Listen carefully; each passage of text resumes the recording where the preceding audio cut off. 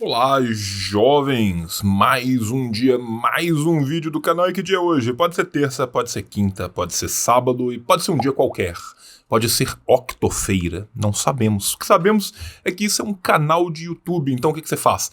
Você liga o sininho e já fica curtindo tudo, já fica preparado para os próximos vídeos. E esse canal é o fruto do trisal proibido. De quem? Eu, João, minhas redes na tela, seu Rafael Corrêa, melhor editor de vídeos do Brasil, redes de Menino Rafa pela tela inteira e Dona Nune, melhor capista, melhor artista gráfica, melhor tudo. Redes de Dona Nune. Então fique aí. No final eu volto. E quando eu voltar, vai ter milhões de cupons no paraíso do cupom. Mas antes uma coisinha. O tio sorteia 70 livros por mês. Você quer concorrer? Seja sócio aqui, entre no clube de canais e concorra ao seu livro. Alternativamente, você pode mandar acima de R$ 5 no Pix. Tá aqui o endereço do Pix. Beijo no teu coração. Fica com o vídeo que eu volto no final. Falha e falhará. Falha, falha e falhará.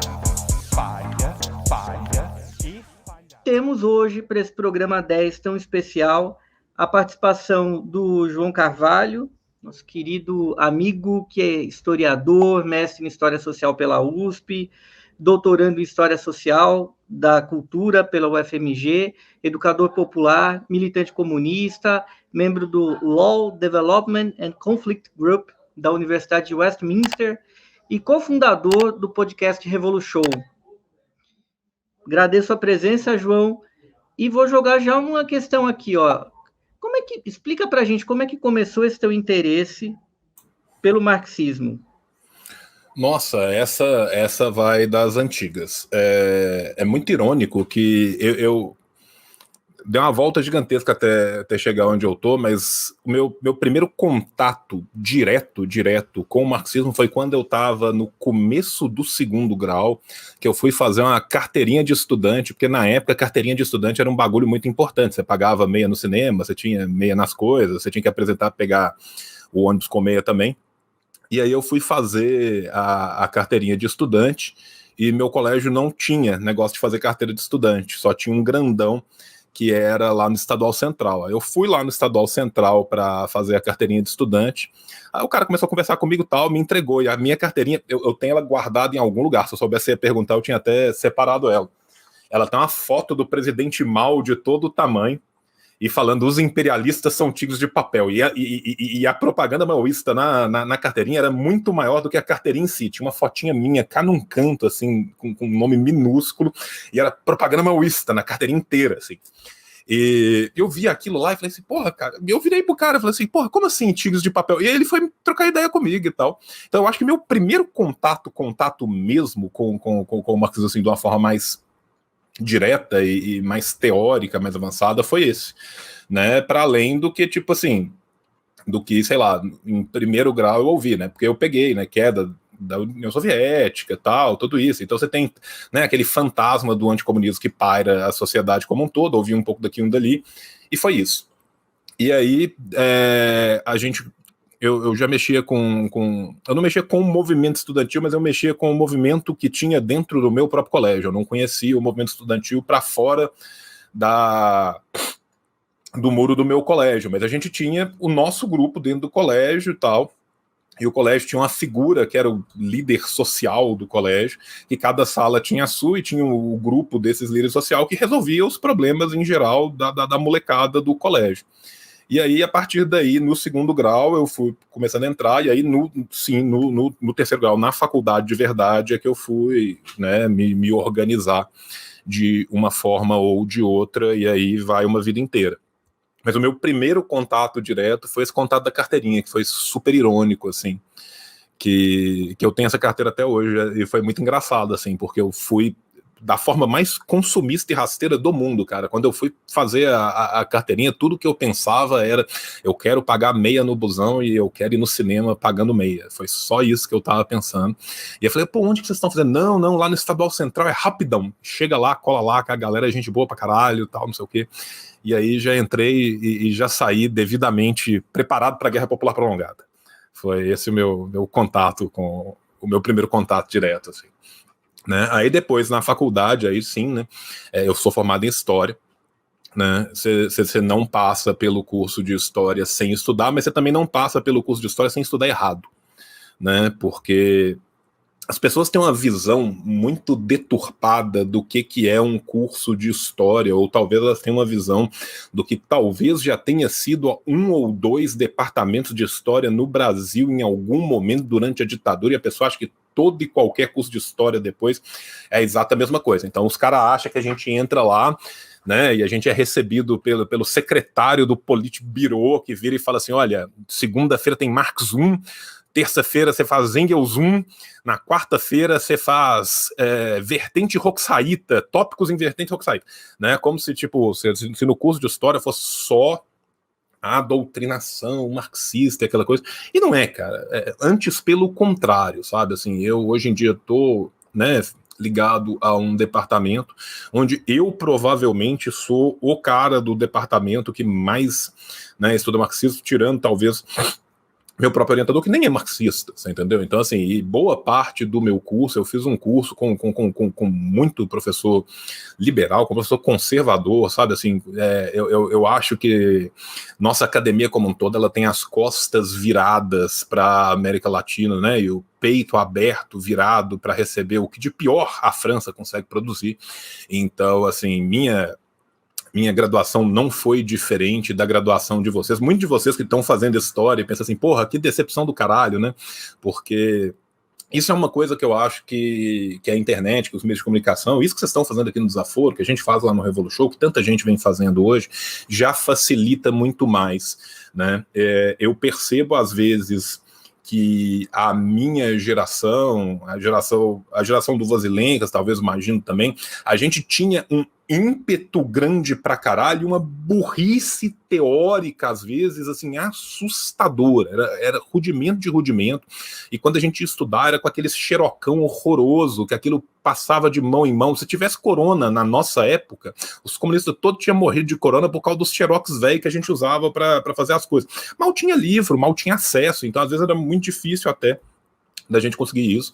Hoje em dia, as pessoas já têm são bombardeadas com múltiplas informações para todos os lados, que tem seu problema por um lado, mas tem sua vantagem por outra, né? E aí sim, na faculdade, eu comecei a desenvolver melhor meu pensamento, e depois a vida acabou me conduzindo por caminhos meio tortuosos nesse sentido. Por quê? Porque eu tinha um lindo sonho pequeno burguês na minha vida, né? Aquele momento que eu peguei de faculdade, logo ali na transição, né? Fernando Henrique saindo, Lula entrando, a gente tinha aquela ideia de que, olha, talvez as coisas no mundo público funcionem da forma melhor, talvez dê para eu formar, fazer um mestrado, fazer um doutorado, ser professor, né? E aí depois a realidade veio tal qual um trator atropelando tudo isso. E eu fui trabalhar, e aí na hora que eu fui trabalhar também, eu fui organizar um sindicato. O sindicato da minha carreira. A gente não tinha um sindicato, a gente organizou o sindicato, eu fui o primeiro presidente do sindicato, chamei a primeira greve do sindicato, então assim, boa parte também dessa vivência que eu tive, para além da vivência simplesmente de militante, né, mas também essa vivência sindical, que para mim foi muito importante, que foi uma formação muito interessante, até para a gente ver como que às vezes a gente acha que a gente está veiculando coisas que vão ser entendidas por um grosso, numa massa, de uma forma muito unívoca e correta, e absolutamente não. Né, isso é muito mais tênue e difícil do que parece. Isso acabou trazendo. Então, assim, né, essa brincadeira que eu tô falando aí tem... Calma aí que eu sou velho, eu tenho que fazer conta. Tem 21 anos, né, assim, 21 anos desde o início da faculdade, essas coisas assim, né, porque segundo grau tem mais.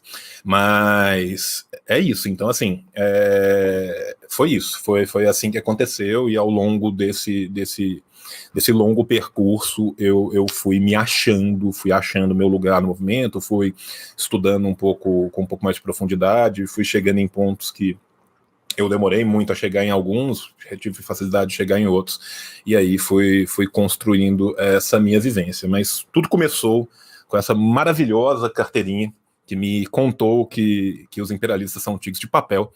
Hoje em dia, só para eu pegar a câmera aqui para mostrar para vocês, não sei se dá para vocês verem ali esse quadrozinho ali no canto, Muito ironicamente, ali está escrito que os imperialistas são tigres de papel. Esse eu trouxe da China. Então, assim, dei uma volta no mundo para falar para carteirinha. Carteirinha, você estava certo.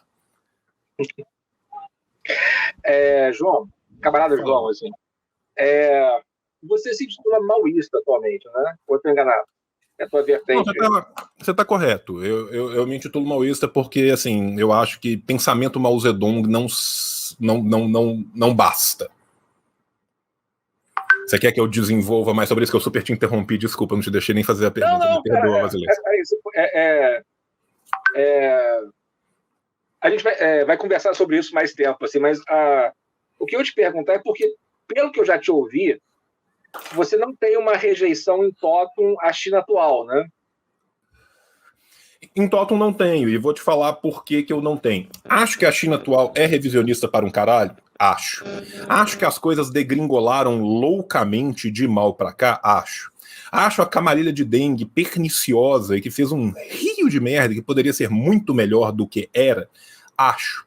Mas eu acho que às vezes a gente tem, e isso vem do meu longo estudo de história da Ásia. Meu estudo de história da Ásia me levou a crer que a nossa questão ocidental de temporalidade muitas vezes é ridiculamente afoita com processos que às vezes têm mais idas e vindas do que a gente acredita que sejam possíveis. Eu não acho que a gente está num ponto em que a gente já dá para falar assim, olha, foi completa, total e irrestrita a restauração capitalista na China. E isso nunca mais tem chance de voltar para lugar nenhum, porque voltou e agora vai precisar de começar tudo do novo do zero. Não acho que a gente tenha que começar tudo do novo do zero. Acho que tem 1 milhão de coisas erradas, muito mais coisas erradas do que tem certas, mas eu ainda vejo um processo e eu ainda vejo a possibilidade de uma linha de luta de 2 linhas ali dentro. Por mais que os maoístas na China hoje sejam abertamente perseguidos pelo status quo do partido, o que é hoje a linha esquerda do partido está infinitamente aquém do que já foi. Cara, é só a gente pensar o que era a linha esquerda do partido durante a Revolução Cultural e o que se chama de linha esquerda do partido hoje. Né? Assim, chamar isso de linha esquerda é um novo conceito para o termo esquerda. Né? É igual quando... Teve uma reportagem que me marcou para sempre na vida, que foi o dia que um macaco da raça não sei o que usou uma ferramenta de uma forma não sei qual que ele cunhou a ferramenta. E aí tinha um antropólogo sendo entrevistado sobre o macaco. E aí perguntaria, aí, cara, o macaco tal usou a ferramenta Y, e agora? Ele falou assim, olha, ou a gente redefine macaco, ou a gente redefine ferramenta, ou a gente redefine uso. Eu falei, beleza, tá ótimo, né? Tá decidido. Então, assim, eu acho que a China está nesse ponto em que a gente está redefinindo o que é a esquerda, no sentido de que a esquerda do que a gente tem hoje dentro do partido é infinitamente aquém. Porém, se não obstante, eu que sou um defensor do socialismo real, das experiências do socialismo real, e que eu acho que a gente tem como aprender com elas, inclusive para não repetir os erros, porque eu acho que é o seguinte, em última instância, qual que é o objetivo máximo, último, de qualquer comunista num dado país? Fazer a revolução comunista no seu país. Sabe, se eu conseguisse fazer ela no mundo inteiro depois, melhor ainda, mas tecnicamente eu vou começar pelo Brasil. Se eu quero fazer a Revolução Brasileira, eu tenho uma obrigação moral de aprender com o que houve, né, um mínimo que me dê um ferramental, que me dê um arcabouço tal, para eu falar assim, olha, tal coisa é boa, tal coisa é interessante, olha, tal coisa não deu certo, tal coisa que fulano fez talvez dê certo. Porque a gente tem que criar uma linha que seja uma linha nossa. E é nesse sentido que eu acho que o termo maoísmo é muito preferível ao termo de pensamento Mao Zedong. Por quê? A gente usa maoísmo porque a gente acredita em aportes universais. Acreditar em aportes universais não significa que você acredita que todos os aportes são universais, que tudo deu certo em todos os momentos, que todas as decisões que o homem tomou foram, né, assim, iluminadas por Java, né, e que a gente tenha que repetir ipsis literis perante nossa realidade. Se eu tentar pegar um círculo e eu tiver um desenho de um triângulo, eu vi meus 2 filhos fazerem isso assim, ad nauseam, até eles aprenderem, que era bater. Eu falava, meu filho, isso não entra. Meu filho, isso não entra. Não adianta eu falar, meu filho, isso não entra. Com o tempo a pessoa aprende. Ele aprendeu que aquilo não entra e ele tentou colocar um triângulo dentro do buraco de triângulo e deu mais certo. né? Eu pegar o que foi a Revolução Chinesa e falar, vou colocá-la no Brasil do jeito que ela está, não entra. Né? Mas eu preciso de achar um triângulo, e esse triângulo talvez sejam esses aportes universais. Voltando lá para a China. O que eu falo de não jogar tudo da China no lixo é que eu não consigo ver, por exemplo, que por mais que você tenha perdido as garantias populares que você tinha, a força popular dentro do partido, ainda é um partido de 110 milhões de pessoas, mesmo que mal conduzido. Eu acho o partido mal conduzido, mas é um partido que nós estamos falando de um partido aqui que é maior do que a maioria dos países do mundo. 2. Nós estamos falando de um Estado que, apesar dos pesares, conseguiu cumprir metas que são impressionantes, como, por exemplo, tirar as pessoas debaixo da linha da pobreza extrema.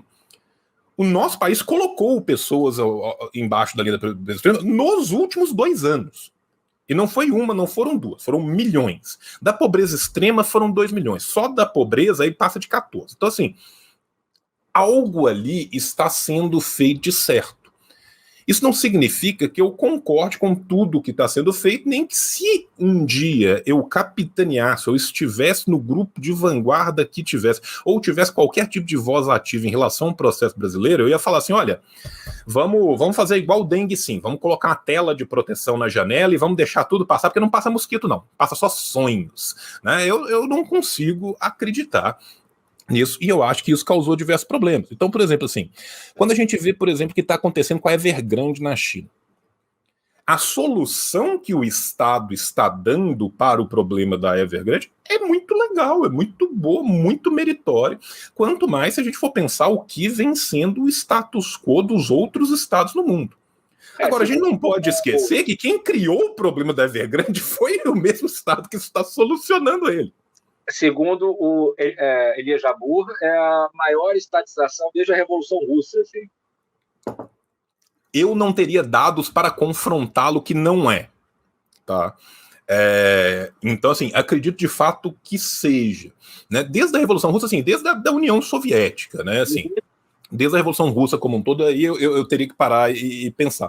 Mas o que eu estou te falando é o seguinte, ao mesmo tempo que é muito laudatório isso, ao mesmo tempo que se você for pegar qual que é o único país do mundo em que você tem, de fato, bilionários condenados, independente do tipo de condenação, independente do grau de condenação, mesmo que pecuniariamente condenados, de fato é. Agora, se você pega o que o Mao escreveu, né, sobre a luta de classe continuada depois da Revolução, como identificar os amigos e os inimigos do povo.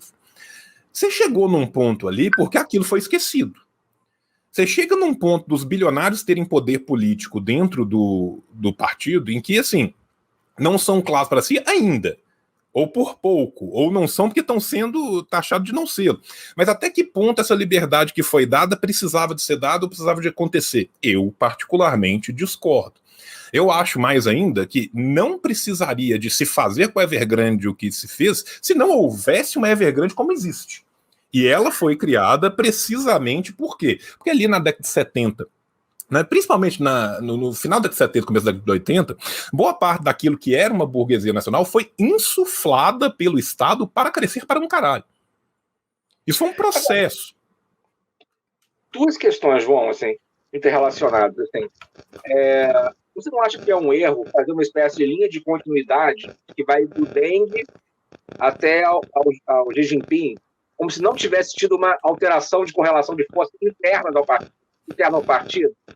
E se houve essa mudança de correlação de forças, não é uma espécie de herança maoísta que ficou, por exemplo, o Partido Comunista Chinês nunca foi um bloco monolítico, como foi o da União Soviética a partir de um certo momento, né? Ele admite um certo nem o da União Soviética não foi, né? Assim, não eu queria também puxar por um pouco por um lado um pouco mais teórico, João. Como você entende também o termo socialismo de mercado? Ele faz sentido? Você acha que são totalmente incoerentes entre si? E como você acha que está a diferença da relação do partido, o Estado e o mercado hoje, com experiências, né, até no próprio período do Mao, até mesmo nas campanhas, né, do Exército Vermelho, em que existiam alguns acordos com a burguesia. Por Sim, sem exemplo, problema. quando o Exército Vermelho expulsava soldados japoneses de alguma área e chamava empresas, né, para garantir segurança a elas, e enquanto se criava empregos e tentava se restabelecer aquela região, né? Como que você explicaria essa dialética, mercado, socialismo? Pegando as duas coisas como um todo e indo. Primeiro, o Vasilenko está certo de cima e embaixo, não é uma linha de continuidade, você tem uma luta, mas você tem uma luta que pendeu brutalmente para a direita do partido e que depois ela vem começando a voltar cada vez mais para a esquerda do partido, entre aspas, porque a própria direita do partido também, quando ela começou a perder internamente essa luta, ela se apropriou muito da questão externa chinesa, que é muito importante para a questão da economia chinesa. Né? A gente tem que pensar também que a economia chinesa ela é alavancada muito com essas vendas que vão para o exterior.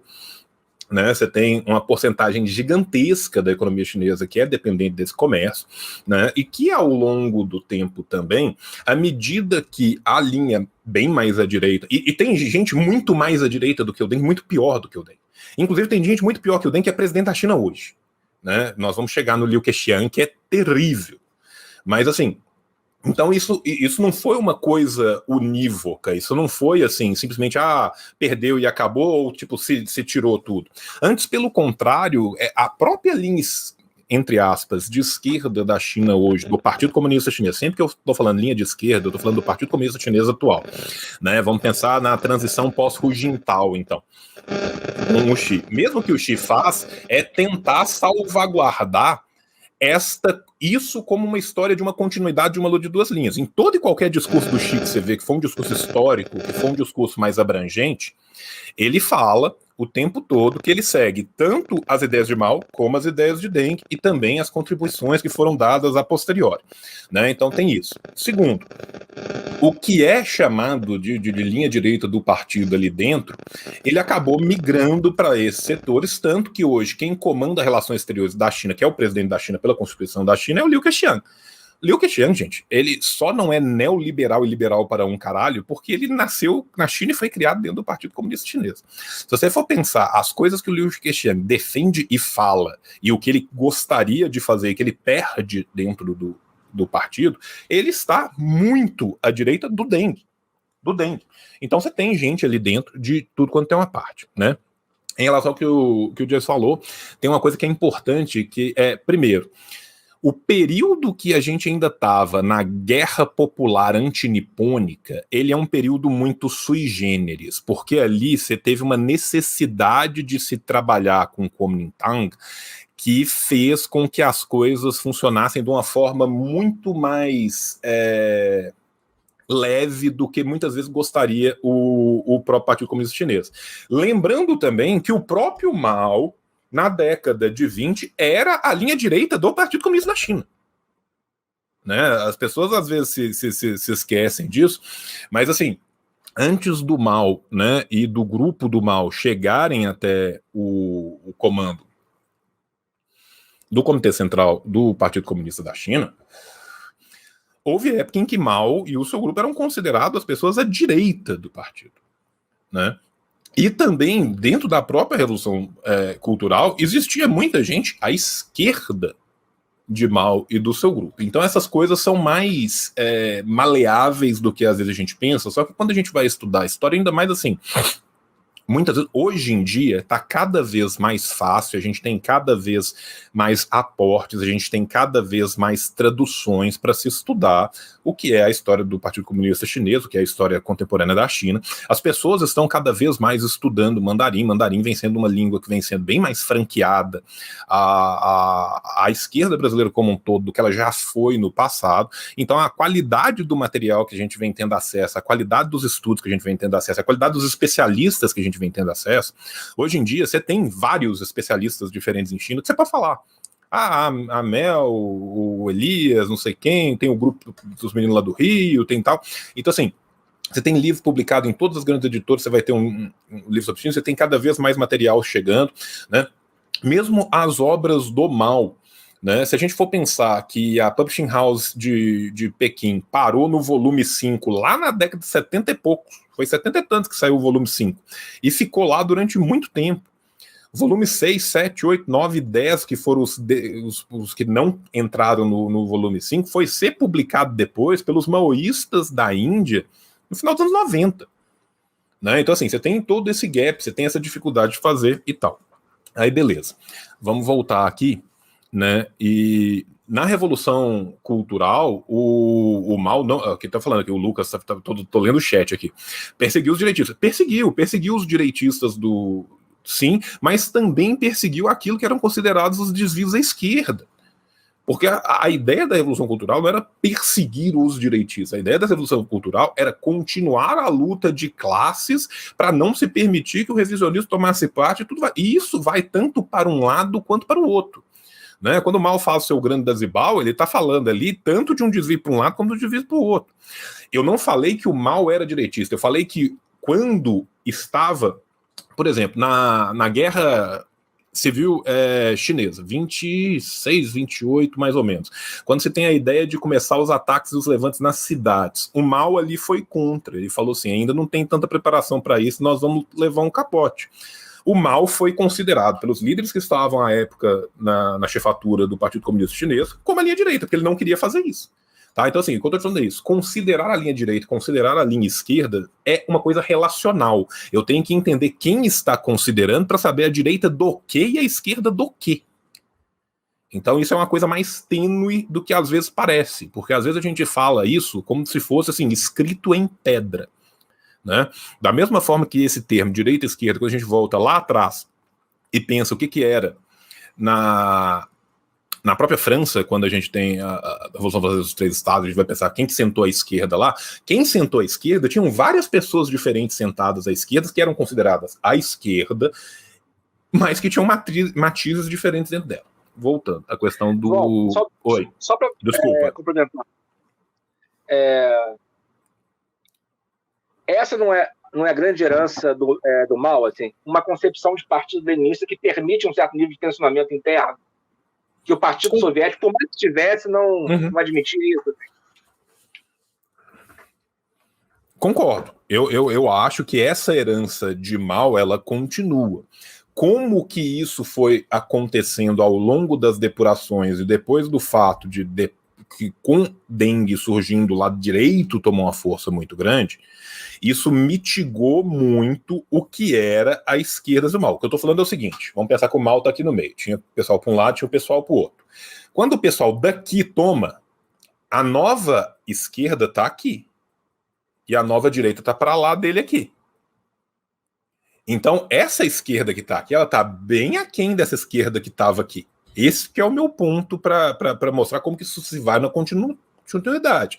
A partir do momento que a gente vai ter, então, o Hu Jintao, vai ter o Xi dar essa chegada para cá, você tem uma esquerda, a esquerda do Xi, que existe dentro do partido, você tem grandes teóricos, inclusive, que ela vai estar mais ou menos sendo a esquerda do partido, e as pessoas que estão à esquerda do pensamento do partido, mas que quando a gente compara elas historicamente com outros momentos pretéritos do partido, elas não seriam, entre aspas, esquerda do partido em 1960, em 1968.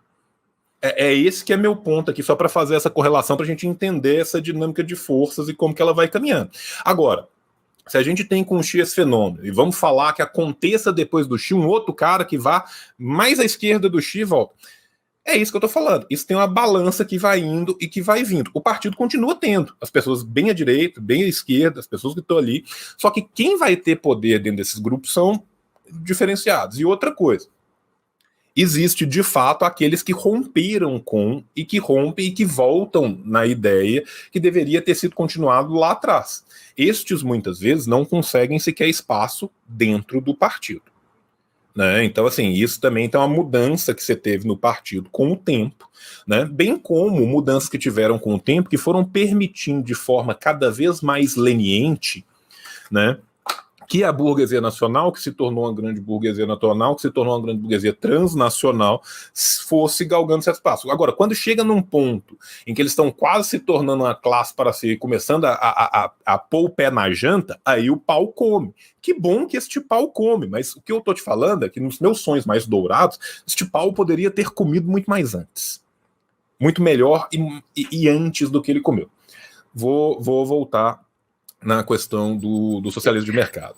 Tá Uma bom. coisa que é muito comum o pessoal falar da China é que é a NEP de 10 mil anos, né? Esse é um pelo menos assim, na minha época lá de movimento estudantil para em diante, era um termo que era usado, né, como xingamento em geral contra a China. A China é a NEP eterna, essa NEP de 10 mil anos, está na transição que não vai acabar nunca. Quando que essa transição vai acabar? Não vai acabar, não tem vontade nenhuma de acabar, vai ficar nessa transição eterna. E aí é aquela coisa. Quando você faz uma revolução, não é que tipo, o simples fato de se chegar ao poder no outro dia de manhã vai destruir todas as estruturas que estavam ali arraigadas e colocadas. Neste ponto, eu acho que isso, os exemplos históricos nos mostram muito bem, inclusive a teoria fala, você tem que destruir o Estado, mas você constrói um outro Estado, que é esse Estado socialista, exatamente como uma transição para um modelo futuro, que vai chegar um belo dia, que, se Deus quiser, quem sabe. Esse dia, para chegar, você tem que ter uma construção. A questão dessa construção é até que ponto você está, de fato, avançando nessa construção, até que ponto você está retroagindo em direção ao modelo que era anterior. E aí que entra exatamente a questão que, no meu entender, o mal foi além do que o marxismo-leninismo foi, do que os contributos de Stalin a posteriori foi, que foi exatamente essa ideia da manutenção dessa luta de classes que continua mesmo após uma revolução e mesmo durante essa construção. Nesta manutenção dessa luta de classe, a Revolução Cultural foi a grande ideia de se conseguir não se permitir, né, que se voltasse a essa construção, e acabou que depois as coisas, no meu entender, desandaram um pouco. Eu acho que, às vezes, a China retroagiu muito em coisas que ela já tinha avançado. Se você for pensar o que era sistema educacional, o que era sistema de emprego, o que era sistema de habitação chinês, para voltar nos mesmos sistemas de saúde chinês que era garantido, e boa parte ainda não voltou, e mesmo certas coisas que começaram a ser construídas ali no começo da construção, demoraram muito para voltar. E demoraram muito para voltar, não foi por um acaso, não. Isso foi deliberado, isso foi aberto, isso foi planejado. Se tem uma coisa que a gente não pode acusar em momento nenhum os líderes da continuidade pós-mal de ter falado, é de ter escondido aquilo que eles pretendiam fazer.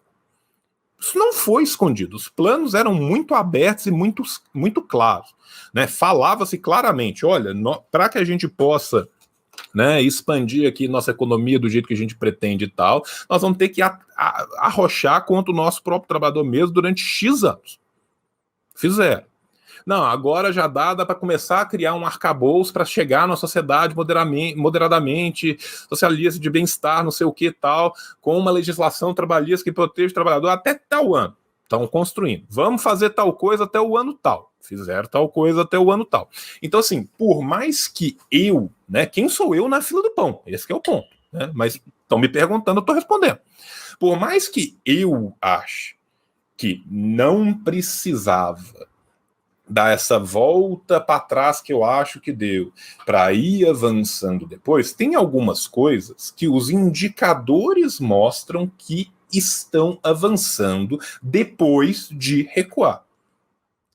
Como está avançando depois de recuar? Foi dito que ia recuar e disseram que vai avançar mais no futuro. Eu acho que antes de eu jogar no lixo tudo, absolutamente tudo, e falar não tem nada que aprender, bando de social imperialista safado, tem que ver algumas coisas. E aí que vem o social imperialista safado. A China é social imperialista safado? Tem hora que é e tem hora que não é. Isso que é foda. Não dá para esperar da China ser Cuba. A China não é Cuba e a China não é Coreia do Norte. A China nunca teve o internacionalismo proletário. Minto, teve.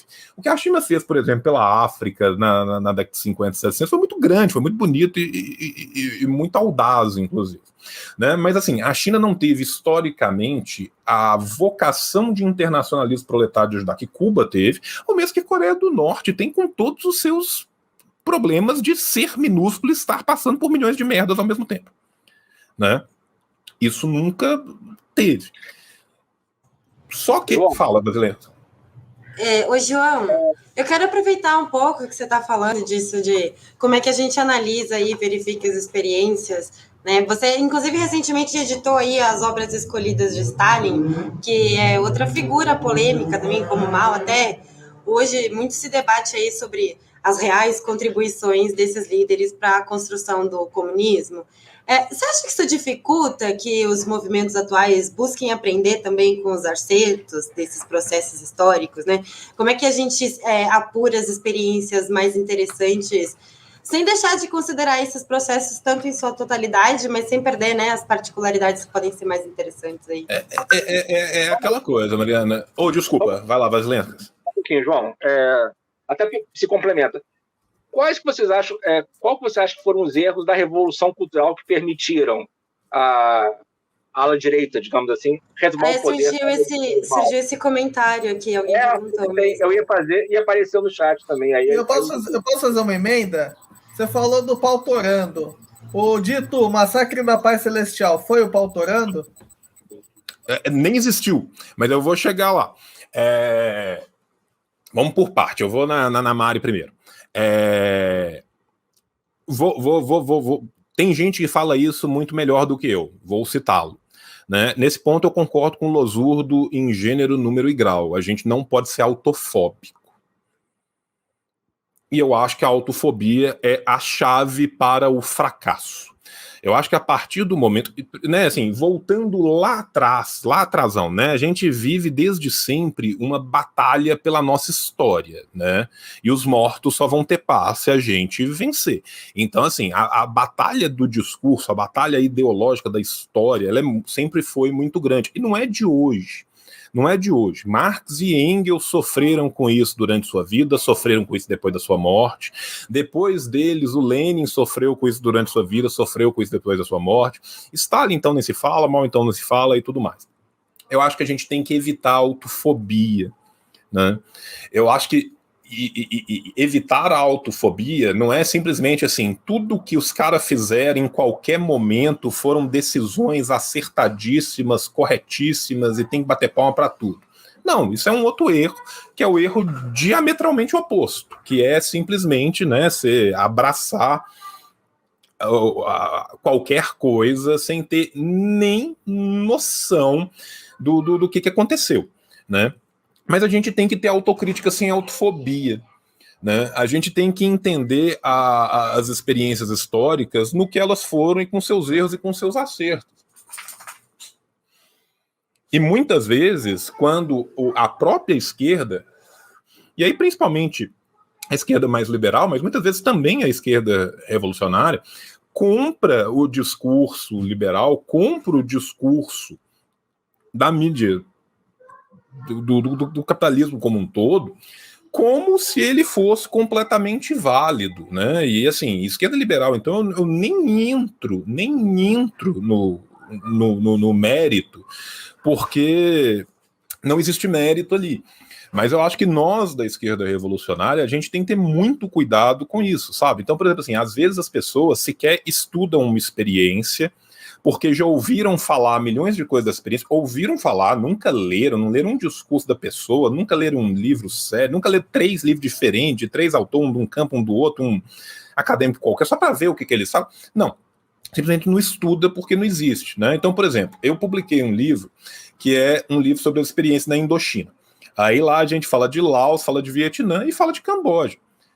Cara, tem assim, a experiência do Camboja é um planetário de erros. É um planetário de erros. Tem milhões de coisas que foram feitas da forma mais aos coco e pior possíveis. Mas tem muita coisa ali, certo? Tem muita coisa que tem que ser estudada, a gente tem que entender. E a gente tem que entender por que aconteceu, como que aconteceu, quais foram os erros e o que a gente pode tirar disso. Né? Se eu simplesmente jogo isso no lixo e falo assim, não, jamais lerei. Se no livro tá escrito Paul numa página e 3 páginas depois tem uma foto de uma panela e tá escrito pote, eu já não leio. Sabe? Então, assim, esse tipo de pensamento ele é refratário a qualquer evolução que a gente possa ter. Né? Caminhando, partindo para o que o Vasilenkas falou. Para mim, o erro na Revolução Cultural foi reduzir as críticas e os excessos da linha direita e da linha esquerda a críticas e excessos, como se eles não fossem críticas e excessos que viessem de pontos diferentes. Para mim, o erro da Revolução Cultural nesse ponto foi não ter entendido quem são os amigos do povo. Não ter entendido como se deu aquela luta de classes ali em muitos momentos. Por quê? Porque quando eu reduzo os erros que vêm, entre aspas, da esquerda do partido, que de fato teve hora que ficou muito puta, e aí fez umas coisas que são infantis e são até engraçadas, né? Aquela situação de invadir enterro dos caras, tacando terror e fazendo balbúrdia e tal. E aí o mesmo pau que bateu em Chico, bateu em Francisco, sem pensar que de um lado você tem gente se apropriando daquela revolução, ligado aos setores que estão, né, da burguesia nacional e também dos setores reacionários para um caralho dentro do partido que entra, gente. Não tem partido no mundo que não entra reacionário dentro. Né? E se igualar ele àquela crítica que às vezes foi esquerdista demais, tal, como se for a mesma coisa, as duas são críticas, sabe? É a mesma coisa se, por exemplo, assim, eu tenho um partido comunista, então um cara vira e fala assim, tem que ser mais revolucionário. Nós estamos sendo pouco revolucionários e nos ligando pouco ao povo. E o outro cara vira e fala assim, tem que dar mais dinheiro para milionário. Os milionários estão recebendo pouco dinheiro. E aí você fala assim, esses dois estão errados e os dois têm que ser modo do mesmo jeito. As coisas não são bem assim. Então, para mim, houve um reducionismo. E a partir desse reducionismo, isso permite a construção de um aparato de poder político ali dentro que permitiu que na transição as coisas se encaminhassem muito bem para um grupo que, no meu ver, é reacionário, que voltou para trás à roda da Revolução, caminhando e indo para Tiananmen. Tiananmen é o primeiro episódio de guerra colorida, de guerra híbrida que a gente tem e que vem continuando desde então. Tá?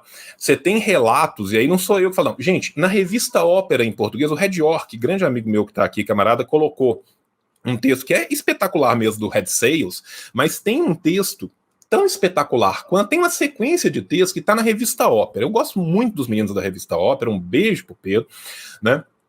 E na revista Ópera você tem uma sequência de artigos sobre o chamado Massacre da Paz Celestial, que mostram ali muito bem como que aquilo também foi encerrado da mesma forma que o movimento do Euromaidan foi, com muito mais, de uma forma muito mais vencedora, né? Porque a Ucrânia se tornou um país abertamente fascista, né? Que comemora com símbolos nazistas, que faz estátua para fascista, foi muito mais vencedor na Ucrânia, mas houve essa tentativa muito igual ali na China, né? E aí a gente tem que pensar como que esse partido, mesmo apesar de todos os seus pesares, mesmo com todos os erros que eu aponto nele, foi capaz de passar por aquele período e se manter.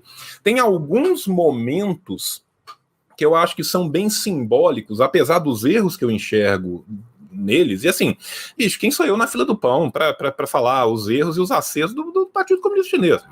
Eu tô aqui falando. Por exemplo, quando a gente pega a transição que teve na Rússia, do Stalin para o Khrushchev, e quando a gente pega o que foi a transição, né, Mao-Deng na China, a gente vê que, apesar de ser a linha direita subindo, reformista para um caralho, revisionista para um caralho, se teve todo um cuidado com um legado de não fazer uma política de terra arrasada na China, que a Rússia não teve. o Khrushchev, para além de tudo, para além de mentiroso até falar chega, esse ano nós vamos lançar o Khrushchev Live do Grover Fier aqui no Brasil, já está traduzido, já está pronto. Tá? Então o Khrushchev, além de ser mentiroso para um caramba de toda a sua camarelha, ainda fez uma política de terra arrasada tal que minou as suas próprias estruturas. Os relatórios da CIA são fenomenais, porque você tem os relatórios da CIA antes com Stalin falando assim, olha, Stalin não é ditador não, viu? Tem todo um grupo lá do partido que trabalha junto, ele tem poder, mas ele perde muita votação, a votação de não sei o que, tal, ele perdeu várias, tal, tem todo um poder coligado lá, ele não é não. Aparentemente deve subir o tal do Khrushchev, e vai ser ótimo pra gente, vão ser anos maravilhosos. Quem diz isso não sou eu, é a CIA. Se a CIA vê o cara subindo e fala, serão anos maravilhosos, talvez não seja tão bom assim. Na China, em compensação, e a China teve a oportunidade de ver esse desbaratino todo acontecendo na União Soviética, depois você tem a ruptura, né? E na ruptura você tem o melhor momento do mundo, isso aqui eu faço questão de contar porque vale pela anedota, né? O Zhou Enlai e o Khrushchev se encontram numa cimeira para agradar nossos amigos de Portugal, né? E o Khrushchev vira para ele e fala assim, você veio da classe dos mandarins, do mandarinato. Eu venho dos trabalhadores, nós somos completamente diferentes. E aí o Zhou Enlai vira para ele e fala assim, mas ao mesmo tempo somos totalmente iguais, porque nós dois somos traidores de nossas classes. Né? E então assim, olha o momento do gênio político de Zhou Enlai. Essa é aquela hora que se fosse no Twitter ao vivo, cara, o Twitter caía, o Twitter baleava, de tanto que as pessoas iam ir à loucura, né? Com essa mitadas Zhou Enlai, ia ter o perfil mitadas Zhou Enlai para fazer isso. Mas então, voltando lá em Tiananmen, o que a gente tem em Tiananmen da mesma forma, né, que no final ali da União Soviética, que foi um final muito triste já, com a permeação estrangeira terrível, né, também tem essa intentona chinesa, que essa sim é controlada pelo governo e com muito menos violência do que foi vendido ao mundo ocidental. Você tem relatos que não são relatos dos chineses, você tem relatos, por exemplo, dos diplomatas locais, você tem um relato clássico dos diplomatas chilenos contando o que eles viram, o que aconteceu, que é bem diferente daquilo que a mídia vende, né? E de lá para cá, cada dia tem um Euromaidan diferente, cada dia tem um pato diferente na Fiesp, né? Então, assim, nesse ponto, eu acho que foi um grande acerto e eles estavam certos de cima e embaixo. João, aqui Oi. querendo jogar 2 pontos aqui, até em cima do que você colocou, mas uma pergunta que sempre volta de alguma forma, quando a gente pega lá o Mao, em pessoa ainda, não um texto, mas um discurso, quando ele comenta sobre os problemas econômicos do socialismo da União Soviética, do Stalin. O próprio Mao já ainda não é o Deng. Como é que você enxerga esse texto em particular? Essa crítica que o Mao, em vida, o Mao ainda vai viver uns anos, aí o Stalin já estava morto, ele faz em relação ao sistema soviético. 2, retomando um pouco o que o James colocou, para além do que é episódico do socialismo de mercado, como é que você vê a questão do socialismo de mercado em si? Por que eu jogo isso? A União Soviética teve a NEP, depois ela partiu para os planos quinquenais e caminhou na direção de uma economia mais estatizada, não que não tivesse mercado, evidentemente, mas a maneira como a União Soviética tratou essa fase de transição, em certa medida, isso não seria anárquico? Supor derrogar o mercado antes que as condições objetivas permitissem que a União Soviética assim o fizesse? Independentemente das idas e vindas aí, você tem uma certa continuidade na China, apesar das suas rupturas. Como é que você vê essa parte do mercado? Porque, aparentemente, isso deu certo. A gente pode falar de muitos acidentes aqui, mas onde a China estava em 49, onde a China chegou aí, algo deu certo. Suspeito eu, aqui na minha... suma ignorância. E a maneira como o socialismo chinês encarou a questão do mercado e a transição do mercado é outra. Como é que você vê isso? Vamos lá, por partes. O Mao sobre o Stalin. Umas coisas que a gente tem que entender, né, da economia chinesa e da economia russa. da economia da União Soviética. A economia da União Soviética, ela tentou um controle de bens que era uma coisa inumana até para a tecnologia que você tinha na época. A União Soviética, ela tinha uma lista de bens que eram controlados pelo Estado, preço, produção e tudo mais, que chegou a bater 60 mil itens. Bicho, 60 mil itens é item para um caralho. 60 mil itens é tipo assim, e assim, literalmente, da carrocinha que vendia o sorvete na esquina, né, ao trevo que era plantado nos colcoses e solvicoses para corrigir o calcário das terras argilosas, era controlado pelo Estado. Então, assim, a gente teve este grau de controle.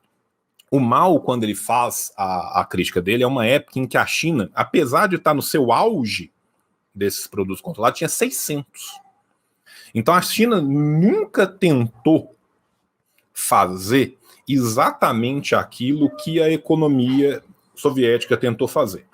Para além disso, o Mao, ele é maravilhoso em várias coisas. Como crítico da experiência soviética, talvez faltasse para o Mao, inclusive, documentação.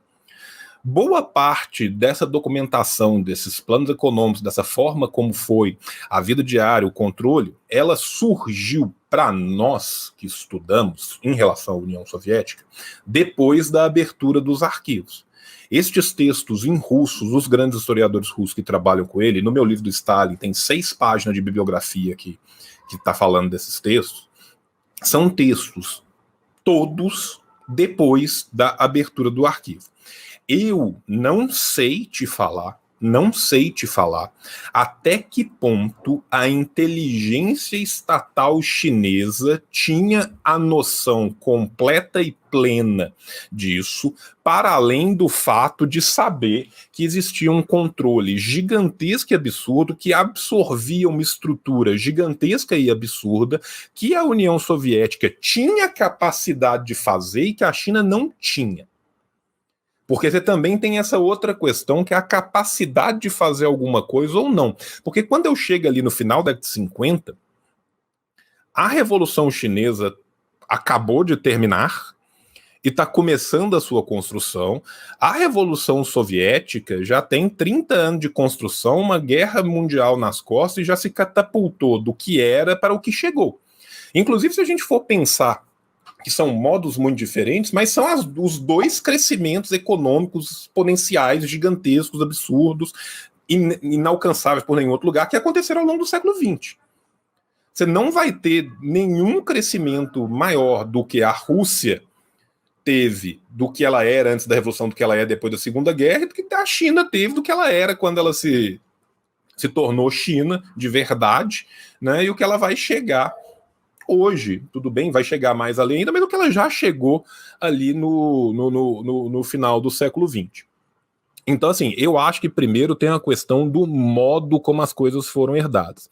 E o modo como as coisas foram herdadas são muito diferentes por causa das classes sociais que estavam envolvidas e como que elas foram cooptadas ou não durante esse processo. Se a gente for pensar o que foi Tudo bem, a Revolução Russa foi muito rápida, né? A Revolução Russa, entre aspas, ela acontece supetão, mas você tem a Guerra Civil depois. Mas mesmo se você for pensar o que foi a Guerra Civil, você teve ali o período todo da Guerra Civil, na primeira metade ali da década de 20, até quase o final da década de 20. Depois você tem o período de começo da estatização. Primeiro você tem o período da eletrificação, que foi uma luta louca que teve ali dentro. Depois você vai ter todo o período de construção dos sovkhozes, dos kolkhozes, da planificação da agricultura. Enquanto você está tendo isso, você tem que catapultar uma indústria do nada, porque você sabe que você está à beira de uma outra guerra imperialista, né? Se no começo da década de 20 na Rússia a discussão era se ia acontecer ou não, a partir de 23, 24, você pegar todas as atas do PICUS de todos os negócios, eles estão falando textualmente: estamos na beira de uma nova guerra interimperialista, temos que nos proteger. E quando chega no final da década de 20, então, isso é mais claro ainda, porque se a guerra começa em 39 para o Ocidente, a guerra na Ásia começou em 33, 34. No começo da década de 30, a guerra já estava cantando na Ásia. Mongólia já estava sendo invadida, o imperialismo japonês já estava crescendo para tudo quanto é lado. Né? Invadida, vírgula, estava tentando se invadir, não conseguiu, mas assim, o imperialismo japonês já estava expandindo ali violentamente. Então, assim, você tem isso também, e aí eu sinceramente me pergunto, né, se a gente pensa assim, eles tiveram esse período da década de 20, esse período da década de 30, de 39 a 45 a guerra, reconstrução pós-guerra, então década de 50. Os chineses tiveram 49, 59 ali. Né? Então eles estão ali no começo de um processo que é um outro processo, e um processo que acabou assambarcando as classes, algumas classes na burguesia nacional, que não foi exatamente o que aconteceu na União Soviética. Na União Soviética, isso foi uma briga muito grande, uma briga, inclusive, que teve que levar a depuração dentro do partido. Né? Se for pensar, parte de quem era o Comitê Central do PICUS na década de 20 era a favor de assambarcar com muita boa vontade, com um coraçãozinho muito quente, parte dessa burguesia nacional, e eles perderam isso dentro do partido. E foram expulsos do partido. E foram julgados e depurados depois. Né? Então, assim, eu acho que a gente tem esses dois momentos históricos que são diferentes. E outra coisa, falando é isso, o Mao como crítico da Revolução Russa me parece alguém que não tem um acesso documental tamanho para falar certas coisas. Então, certas críticas do Mao da Revolução Russa, para mim, me parecem mais políticas, às vezes, do que simplesmente econômicas. E as partes que são econômicas estão muito mais ligadas à capacidade de mobilização que se tinha ali dentro na hora. E a gente tem que lembrar uma outra coisa. Não é porque a China se torna independente que no outro dia de manhã a galera fala assim, não, então beleza, porra, perdemos, né? Pô, foda. Não, agora vocês vão, fazem o que vocês têm que fazer, fé no coração aí, parabéns, vocês ganharam. Não foi. Né? Então, assim, a China estava sendo enforcada, digamos assim, né? Com uma pressão muito grande nas suas fronteiras, inclusive pressão de alimentação interna. Né? Você tem plano aberto dos Estados Unidos, né, que na década de 50 os Estados Unidos planejou bombardear todo mundo. Se perigar, minha cidade de Pompéu deve ter algum documento da CIA falando que vai mandar uma bomba atômica em Pompéu. Mas para além do plano de bomba atômica, que tinha 50 e tantas cidades na União Soviética, mas não sei quantas na China, você tem documento aberto falando assim, olha, a China vai passar por problema alimentar sério aqui, nós vamos fazer de tudo para que o problema alimentar mate o máximo de gente possível para a gente desestabilizar o regime. Isso é década de 50 na China. Né? Então, assim, me pergunto nesse sentido até que ponto que não é uma crítica que seja mais política e que a parte econômica não é mais o que conseguiram. Tanto que é minha visão do que conseguiram, que se tinha ainda esse controle, que é um controle massivo. Você controlar 600 bens diferentes é um controle grande. É lógico que quando você tem um gigante, um colosso controlando 60 mil, parece que não é nada, mas é coisa pra caramba para um Estado, ainda mais o Estado que está nesse poder de mobilização. Partindo agora para a questão do mercado. Concordo com você que algo de certo foi feito na China. Nenhum país sai de o país mais pobre do mundo para a segunda economia do planeta em 7 décadas se tiver feito as coisas muito erradas, né? Agora, a economia da China também, ela tem uma dependência gigantesca e que nos últimos anos deu uma aumentadinha, bateu em 44, agora baixou um pouco 42, 43, do comércio exterior da China. Então, assim, a China vem cada vez mais tendo necessidades que são necessidades de se imiscuir no mundo como um todo. Tanto que não está fazendo One Belt, One Road porque ela ama a infraestrutura. A China não está fazendo isso porque ela acha lindo e maravilhoso dar estrada para tudo quanto é lugar. Ela está fazendo isso porque ela precisa de escoar, ela precisa dessas cadeias logísticas, ela precisa do controle dessas cadeias logísticas, né? E aí é muito irônico. Por quê? Porque quando a gente pega, né, os estudos acadêmicos sérios que a gente tem sobre os tratados que são feitos da China com outros países, esses tratados são muito iguais, são tratados diferentes dos tratados que os países capitalistas costumam fazer.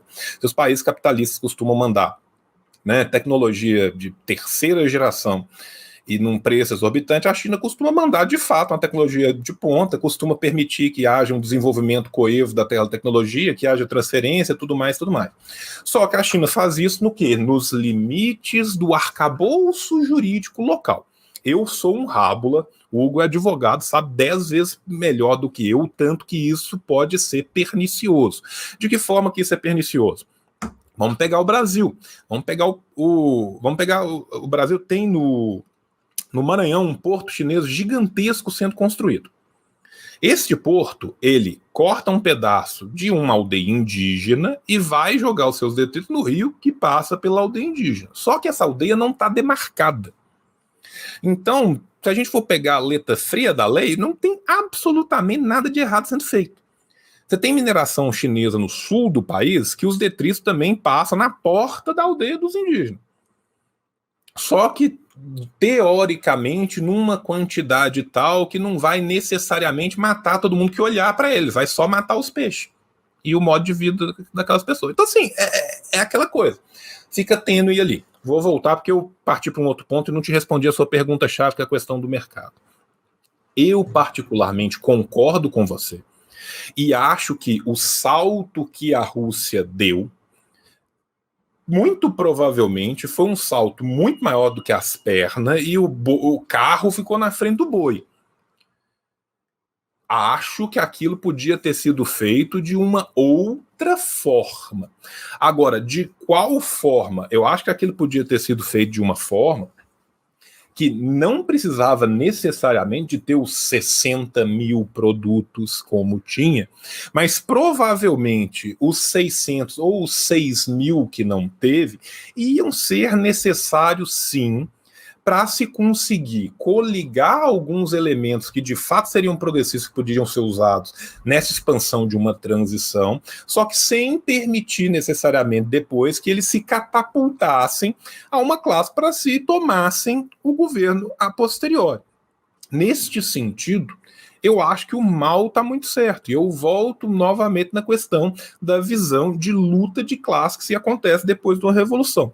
Mas dependendo do tempo em que você, entre aspas, permite que o mercado cresça, porque assim, vamos usar um termo que nós brasileiros estamos muito acostumados, é igual o Delfim Neto. Se eu falar que eu vou crescer muito bolo antes de repartir o bolo, eu não reparto o bolo. Porque o cara vai ver o bolo crescendo e vai falar assim, pô, mas esse pedaço é meu, né?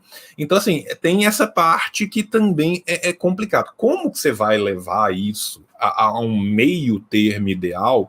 Eu acho que isso só tem uma condição de acontecer a partir do momento em que, de fato, haja uma luta de duas linhas, mas que se tenha um cuidado para não pender demais para um lado, nem pender demais para o outro. Eu acho que a China pendeu demais para o lado direito. Talvez a Rússia tenha pendido demais para o lado esquerdo, mas talvez se a Rússia não tivesse pendido como pendeu para uma construção estatal tão brutal como ela fez, ela não conseguiria fazer o esforço de guerra que ela fez, né? E aí a gente tem que entender qual que é a necessidade de um determinado local em um determinado tempo. Né? Por isso que eu acho que a gente não pode ser mecanicista, sabe? Às vezes é muito engraçado, porque assim, qualquer um que fala assim, eu sou maoísta, na mesma hora aparece uma faixa escrita web maoísta em cima de você, você é o louco mecanicista, sabe? Você quer, todo mundo é revisionista, e o cara é muito doido, o cara quer viver no mato, e é medieval, monta nas costas do Shrek para atacar os outros, sabe? Mas assim, eu acho que a gente tem que também pensar nisso, que não é uma coisa tão mecânica nesse ponto, né, da gente pensar, seria isso possível, esse esforço de guerra empreendido, simplesmente deixando ainda sobreviver uma parte? Acho que não. E acho que, inclusive, o motivo que faz com que no primeiro plano quinquenal, na metade do plano quinquenal, a galera fala assim, não, nós temos que revisar esse troço aqui, porque o bagulho vai pegar fogo. É esse. Então, assim, não sei se eu consegui te responder, mas juro que eu tentei. Assim, lembrando, João, isso aqui era uma coisa pré-informática, né? Assim, a quantidade de informação que tinha. Lembrando que esse período da União Soviética era pré-informática, né? Eles tiveram que literalmente tirar leite de pedra com relação a esse controle econômico, né? Mas ó, meu pai ele é formado em matemática. Informática atrapalha fazer conta. Criaram muito Excel, porra. Isso daí é que você é das humanas também. Eu sou o único advogado que sabe fazer continha. Sei fazer tabuada, já sei.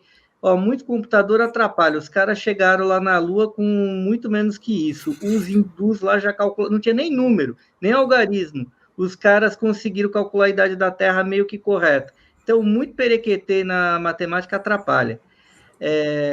Não, Agora, eu vou te falar uma coisa, cara, que tipo assim, eu que sou de humanas, desculpa, eu que sou de humanas, eu sou muito burro de matemática, eu fico muito impressionado, porque eu fico pensando assim, porra, 60 mil produtos diferentes, numa época que bicho, era tabela na mão e 42 caras sentados num escritório revisando tabela o dia inteiro e recebendo número, e por telégrafo, velho, olha que merda, depois por rádio melhorou um pouco e tal. Se não deu certo naquela época, hoje em dia o computador vai atrapalhar, vai no telemarketing tentar fazer o negócio, vai dar mais errado ainda. Eu ouço falar desses computador quântico, cara, o cara fala computador quântico, cara, eu já vejo o logo da Marvel passando na frente da minha cara, velho. Eu nem entendo o que vai acontecer. Porra, tá o, sei lá, o Dr. Octopus lá, lá atrás, mais obeso. Não, mas ó, tu falou de que a gente chegou na Lua aí com muito menos, até que explodiu né? Tipo, com uma professora de ensino infantil lá dentro, Challenger. Da Cruel, Mari. Isso porque não existia a tecnologia para o material suficiente e o governo estava empurrando e as empresas privadas envolvidas na construção da parada estavam falando, gente, não tem tecnologia para isso, assim, agora daqui uns 10 anos. Challenger foi o pior erro de propaganda da história. Mas, João, me fala aqui, como é que você vê essa passagem do Hu para o Xi Jinping? Eu acho, aqui, eu que, enfim, estou aprendendo a ler umas coisinhas em mandarim agora há pouco, me parece que isso não era exatamente planejado, ter um tipo de líder como o Xi muito tempo antes. E o Hu Jintao tinha as virtudes da água. De repente, o Xi ele chega ao poder, tem toda aquela briga com o Boxilá e tudo mais, mas me parece haver uma mudança. E há uma mudança de rumo, seja da postura do líder chinês, a maneira como o líder chinês ele é colocado no mundo, e até uma passagem um pouco para a esquerda, se é que se pode dizer isso. De uns anos para cá, a China enfrentou alguns desafios importantes. Vamos lá. A questão da extrema pobreza foi combatida com medidas de poucos anos para cá, no que diz respeito ao investimento no campo, o que tinha muita gente que era refratário, achava que meter grana no campo era bobagem. O pessoal atualmente mudou isso daí.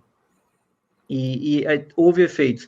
Teve o desafio da guerra comercial, que o Trump impôs, e a China está viva, e o Trump perdeu a eleição.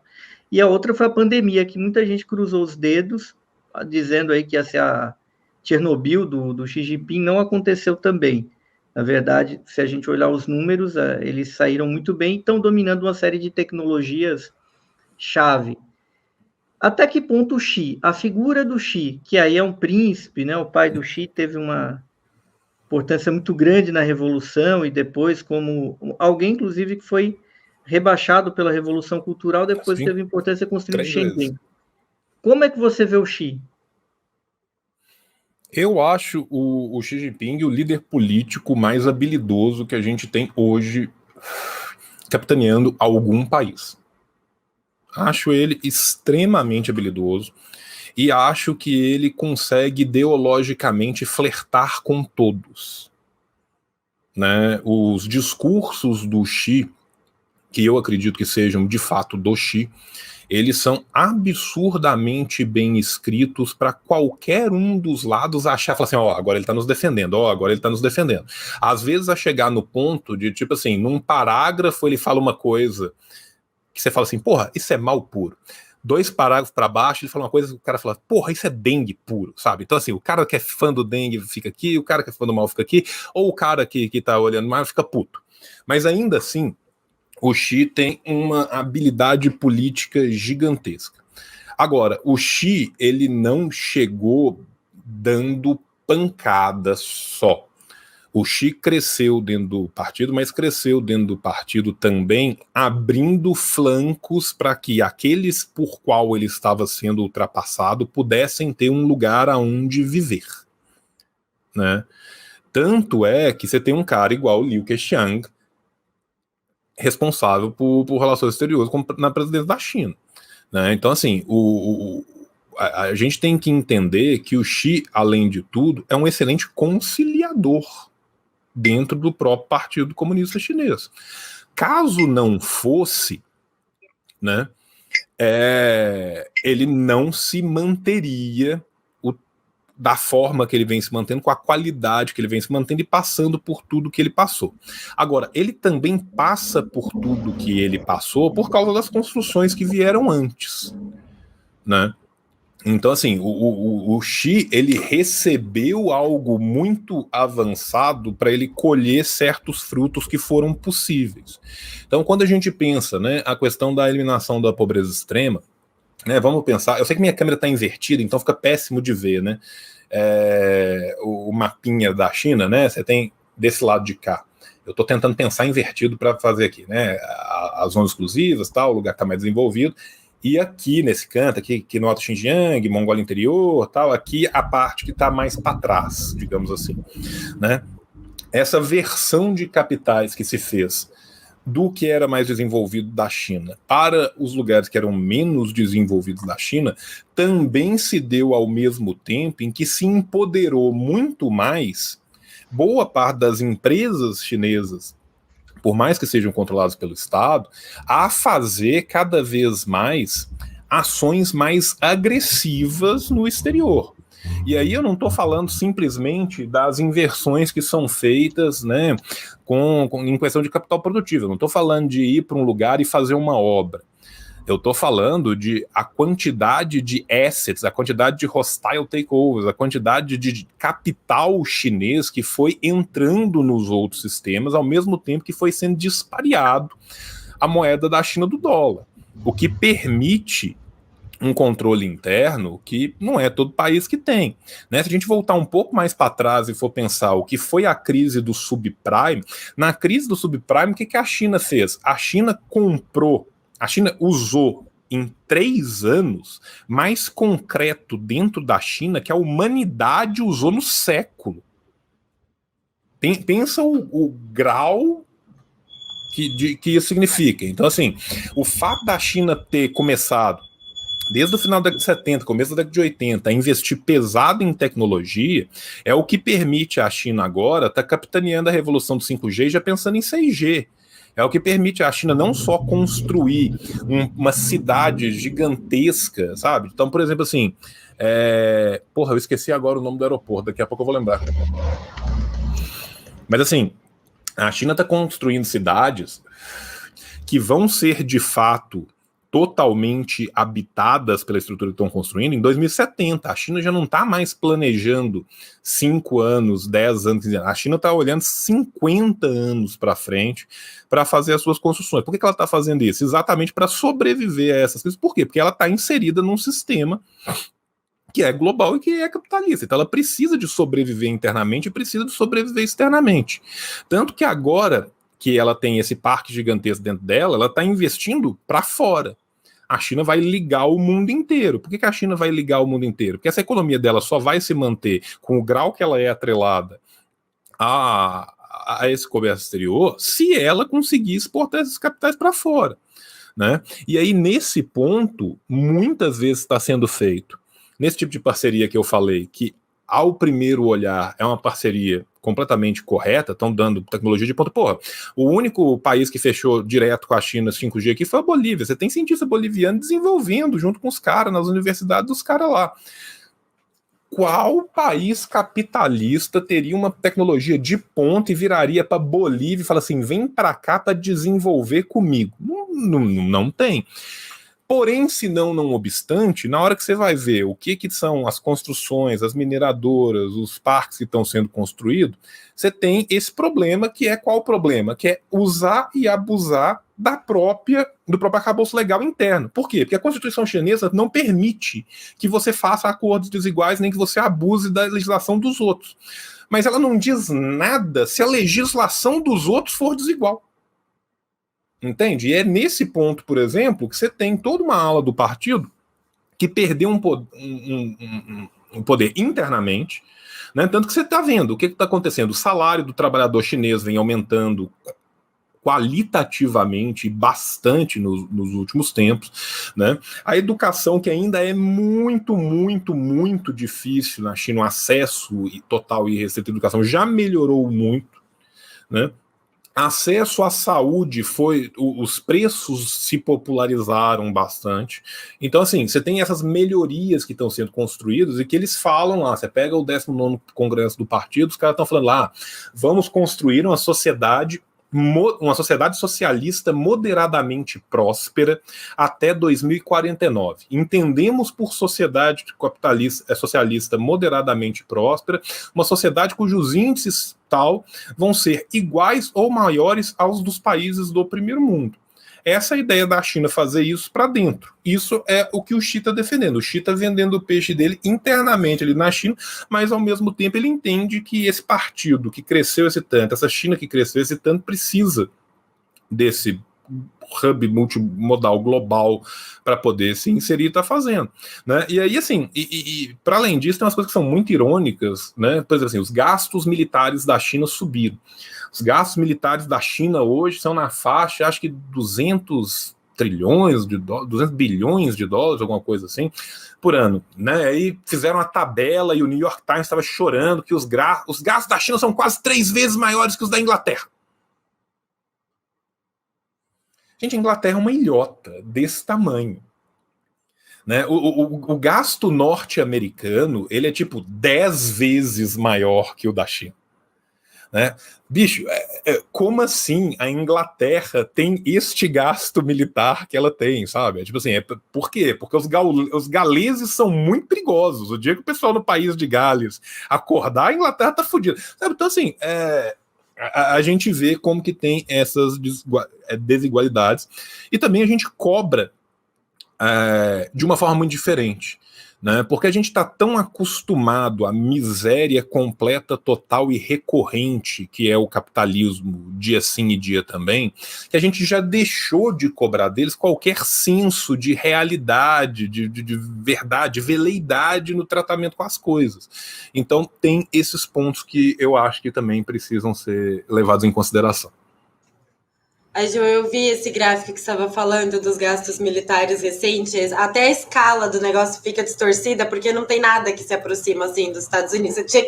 Para dar bonitinho, você teria que isolar os Estados Unidos, fingir que não existe. Que foi mais ou menos o que o New York Times fez, né? Os gastos americanos, eu acho que são iguais ao conjunto dos outros gastos militares do planeta, não é? Nada chega perto daquilo, mas mesmo assim eles ainda ficam pintando como a corrida armamentista, que é a corrida tecnológica com a China, é o grande motor aí agora para os investimentos em inovação, vocês vão ver. João, fala mais. Não, eu queria trazer um pouco, na verdade, sair aí do eixo Euroásia para fazer um pouco de América Latina, mas tinha mais uma última pergunta aqui no chat do Rafael Fontes, para perguntar para o João como que ele acha que a questão Taiwan versus China vai se desenvolver nos próximos anos. E aí depois eu quero falar de América Latina. Tá, a gente já vai para... João, uma pergunta agora que é uma coisa quase de geek marxista-leninista, assim, mas faz um pouco sentido porque por conta da própria conjuntura nacional, assim,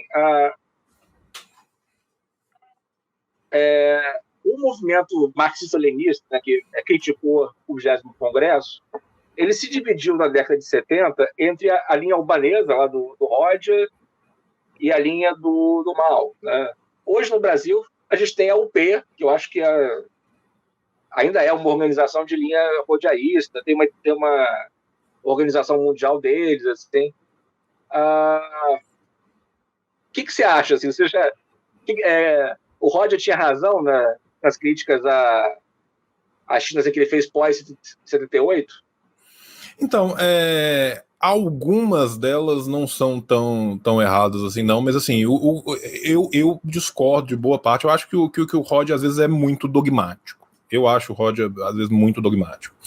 E eu gosto muito do Roger batendo nos europeus. Eu acho aquele livro dele, o Eurocomunismo é anticomunismo, o Eurocomunismo não é comunismo, uma coisa assim. Eu acho espetacular, acho muito bom. Acho que o Bunker Daddy fez muita coisa boa. sabe? Assim, se você for pensar o que foi a construção que ele conseguiu fazer na Albânia, o que ele conseguiu levar para o povo albanês, o que era educação, o que era pleno emprego, saúde na Albânia e tal, acho fenomenal. Mas eu discordo muito das críticas do Roger. Uma coisa que eu acho que o Roger está certo desde o começo é que o Roger é, de fato, o primeiro a denunciar o revisionismo cruxevita. Né, isso é uma coisa que a gente tem que dar o braço a torcer para o Roger, mesmo que a gente não concorde com o Roger. E, de fato, a ruptura na China demorou mais tempo e ela se deu, às vezes, muito mais por questões políticas do que principalmente por aquilo. Poderia ter se dado antes, se fosse principalmente por aquilo. Não acho que tem problema nenhum em admitir isso. Sinceramente, eu não sei, se tiver alguém da UP vendo, por favor, esclareça a minha ignorância, né? Porque, assim, para mim, a UP é o braço do PCR que não gosta de falar que é o braço do PCR. Né? Para mim, o partido rodiaísta no Brasil de verdade é o pessoal do PCR. Né? A UP é um braço eleitoral que não mostra seus símbolos. Inclusive, faz muita questão de esconder os símbolos. A bandeira da UP é preta, não tem símbolo nenhum ali e tal. Então, assim, eu não sei até que ponto a UP de fato é rodiaísta e até que ponto que ela abraça, né, tudo isso do PCR ou não, e isso é uma curiosidade que eu super tenho. Então você da UP que estiver me ouvindo, porque eu sempre vi a UP como quem que é a UP? A UP é o pessoal do PCR versão eleitoral. O braço do PCE para eleição. Não sei se estou errado ou não. Eu acho que é isso mesmo. Eles criaram um instrumento eleitoral para eles. Assim. Porque assim, essa é a impressão que eu tenho. E aí, como é um instrumento eleitoral, eu não sei até que ponto ideologicamente ele é tão irmanado assim ou não. Não, tudo bem. Não, sim, eu só tô te falando assim, porque isso é uma curiosidade minha da UP mesmo, sabe? Mas em relação ao PCR, eu acho isso. E aí eu acho também que boa parte das críticas do Roger são extremamente dogmáticas e descoladas da realidade maior que estava falando, ainda mais assim. Essa ideia de que tipo, o maoísmo, ou o pensamento Mao Zedong, no caso, seria, né, um revisionismo moderno e tal, eu não consigo concordar. Então, para mim, eu discordo. Né? Agora, acho que da mesma forma que qualquer rodiaísta vai discordar do maoísta, o maoísta também tem por tendência a discordar do rodiaísta. Mas assim, mas acho que, por exemplo, o Roger falando sobre eurocomunismo, o Roger fazendo a denúncia daquilo que estava acontecendo ali dentro, acho que ele está certo de cima e embaixo. Quando ele vai para bater no mal, eu acho que às vezes ele bate no mal até por esporte, sabe? Assim, ele escreveu um texto, o texto tem 30 páginas, ele ainda não bateu no mal, ele tem que falar alguma coisa para bater no mal, senão não é um texto dele. Né? Então, eu acho que parte desses textos são assim, partem de um dogmatismo que não é exatamente, para mim, a melhor interpretação das coisas. Tinha mais alguma coisa? Mari? Eu quero pensar um pouco mais só trazer um pouco para a América Latina. Na verdade, fico pensando nos processos comunais, assim, porque na China maoísta, né, nós tivemos um processo de revolução que também foi comunal, né, em termos de processo de organização territorial com esse método de comunas, né? Como na América Latina nós tivemos. Aliás, eu gosto particularmente, assim, eu gosto muito dos trabalhos de sistematização da Martha Heineken. Acho que ela faz um trabalho fenomenal ali. E queria que o João, se puder, apontar, assim, em que medida que esses processos asiáticos se aproximaram, assim, dos latinos, o que eles têm mais em comum ou de diferente? Então, deixa eu complementar, só um pouquinho, João. Eu já passo para você, assim. Até porque teve uma pergunta do chat também, assim, aí junta. Essa semana, ou na outra, morreu o presidente Gonzalo, que era o líder do Partido Comunista Peruano, maoísta, publicamente chamado de Cidadão Luminoso. Assim. Qual a sua avaliação daquela experiência? Assim, né? E quais foram as limitações e qual a influência daquilo para a América Latina atual? Assim? Trazendo um pouco da pergunta da Mari, né? Vou responder os dois e vou responder o rapaz de Taiwan, que eu esqueci dele. Me perdoa. Eu super esqueci da questão taiwanesa. Tá? Então, a China não tem pressa. Se tem uma coisa que é completamente outro em relação à nossa visão de mundo, é a visão de temporalidade que permeia o conhecimento na Ásia. É uma visão de temporalidade muito diferente da nossa. Muitas vezes muito menos permeada pelo imediatismo de resultados que a gente tem. E isso não é uma questão assim dos chineses são assim, os indianos são assim, os laosianos são assim, os mongóis são assim.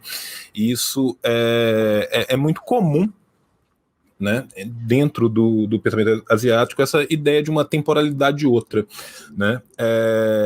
Não vou entrar, Luck Strike, mas não vou entrar no mérito de por que eu acho isso. Se vocês quiserem, depois eu falo de por que eu acho que a temporalidade asiática é diferente. Mas ela é. E, nesse sentido, eu não acho que a China tem uma pressa gigantesca para resolver Taiwan. Da mesma forma que a China não teve pressa gigantesca nenhuma para resolver nem Macau, nem Hong Kong. Ela sabe que pelo tamanho pujança o que ela está construindo, eventualmente isso se resolverá de uma forma ou de outra. Para além disso, a gente tem que lembrar que a China, que há 40 anos atrás estava muito atrás economicamente, tanto de Hong Kong como de Taiwan, hoje em dia não está mais. E mais ainda de não estar, vem esmagando indiretamente essas economias. Hong Kong é usado como um buffer para os capitais entrarem na China, mas é só você pegar de Hong Kong e olhar para o outro lado do rio e você vai ver que do lado chinês das coisas, a cidade está maior, está mais bonita, está mais bem construída, as pessoas estão vivendo melhor. Né? Então, assim, Taiwan é minúsculo, Taiwan tem um reconhecimento de poucos países, são poucos os países que mantêm relações diretas com Taiwan, e a China é uma potência global. Então, assim, para além disso, não acredito que nós estamos num ponto geopolítico em que os Estados Unidos vá fazer assim, não, vamos investir pesado aqui na economia de Taiwan, porque Taiwan vencerá a China. Não vai. Né? Então, assim, acho que a China não tem pressa, né? Acho que a China não tem pressa nenhuma hoje, não tem pressa para frente, e se chegar o momento em que ela puder e conseguir trazer de volta, ela trará de volta. Não acho que Taiwan tem condição nenhuma de peitar a China, seja em qual campo for. E também não acho que irá fazê-lo, né? Beleza, então assim, esse que é meu ponto sobre Taiwan. A China não vai, eu não acho que a China vai crescer no sentido de tentar negociar diretamente com Taiwan tão cedo. Ela vai continuar crescendo exponencialmente até que o peso, né, da sua aura política expandindo englobe Taiwan de tal forma que esse processo se torne ineludível. Essa é a minha opinião sobre a China. Né, daqui a 30 anos a gente faz outra live e aí vocês me cobram, a gente começa falando de a gente Taiwan. vai cobrar, hein? Tô prometendo. Seguinte, vamos ir para a América Latina então. Vou começar com a Mari.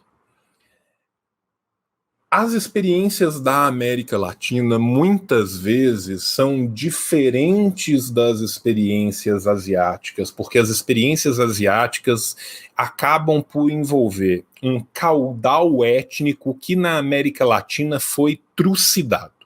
Não é que a América Latina não tivesse o caudal étnico que a Ásia tem.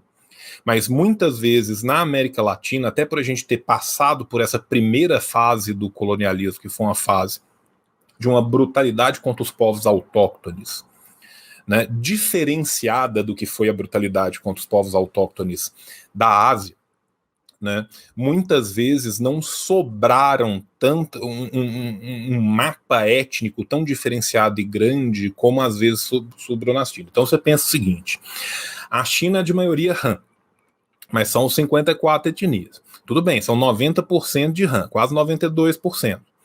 Só que é gente para um caralho. Esses outros 8% tem vários lugares que eles são 50%, são 60%, são 70%, são 35%.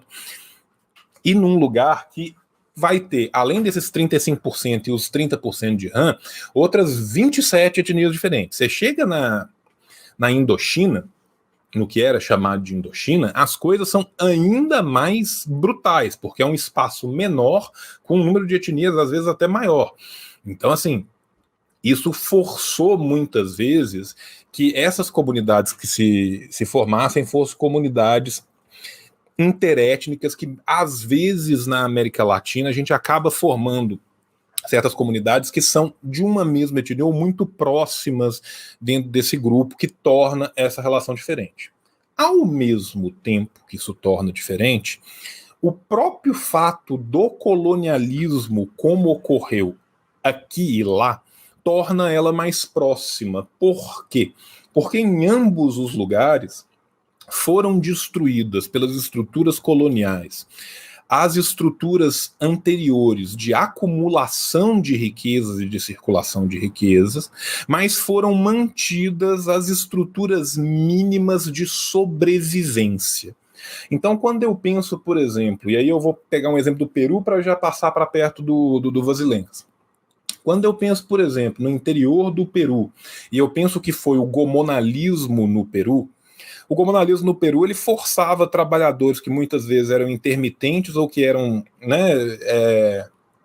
trabalhavam por parte do ano numa determinada propriedade, e depois eles tinham a sua terra comunal que eles faziam junto em outra parte do ano, ou que as mulheres faziam junto, ou alguma coisa assim. Se eu pego, por exemplo, o que foi essa experiência peruana no interior, se eu pego o que foi a experiência do sobrevivente dos Khoisan na África do Sul, ou se eu pego o que foi, por exemplo, a experiência em Botsuana ou em Eswatini, desses mesmos sobreviventes da violência colonial, e eu pego o que foi, por exemplo, nas estepes da Ásia Central, que é a Mongólia interior hoje chinesa, ou que foi a Mongólia unificada por Sukbakhtar, elas são muito próximas. Né, a forma como essas comunidades tiveram que se organizar de forma a sobreviver depois dessa violência gigantesca que foi impetrada contra elas.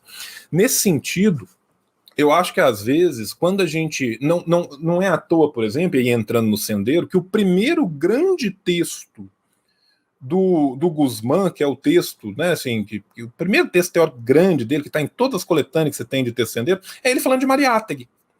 Né? Não acho que seja tão uma coincidência assim.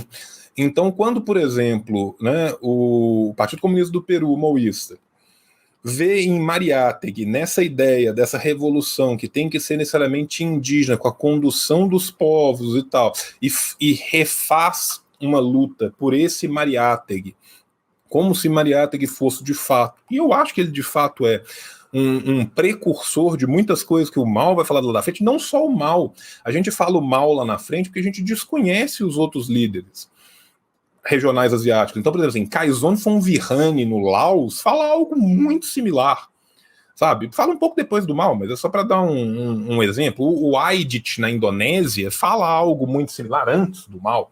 Né? Então, assim, a gente tem essas leituras que nos mostram o método.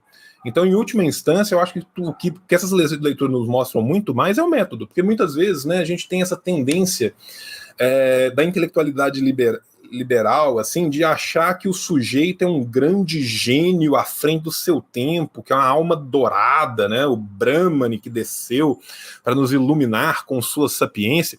E aí você pega todos esses caras, eles têm o que em comum? Esses caras têm tudo em comum, um método de análise histórica, um método dialético da análise, que vai permitir a eles fazer uma leitura social em cima daquilo. Né?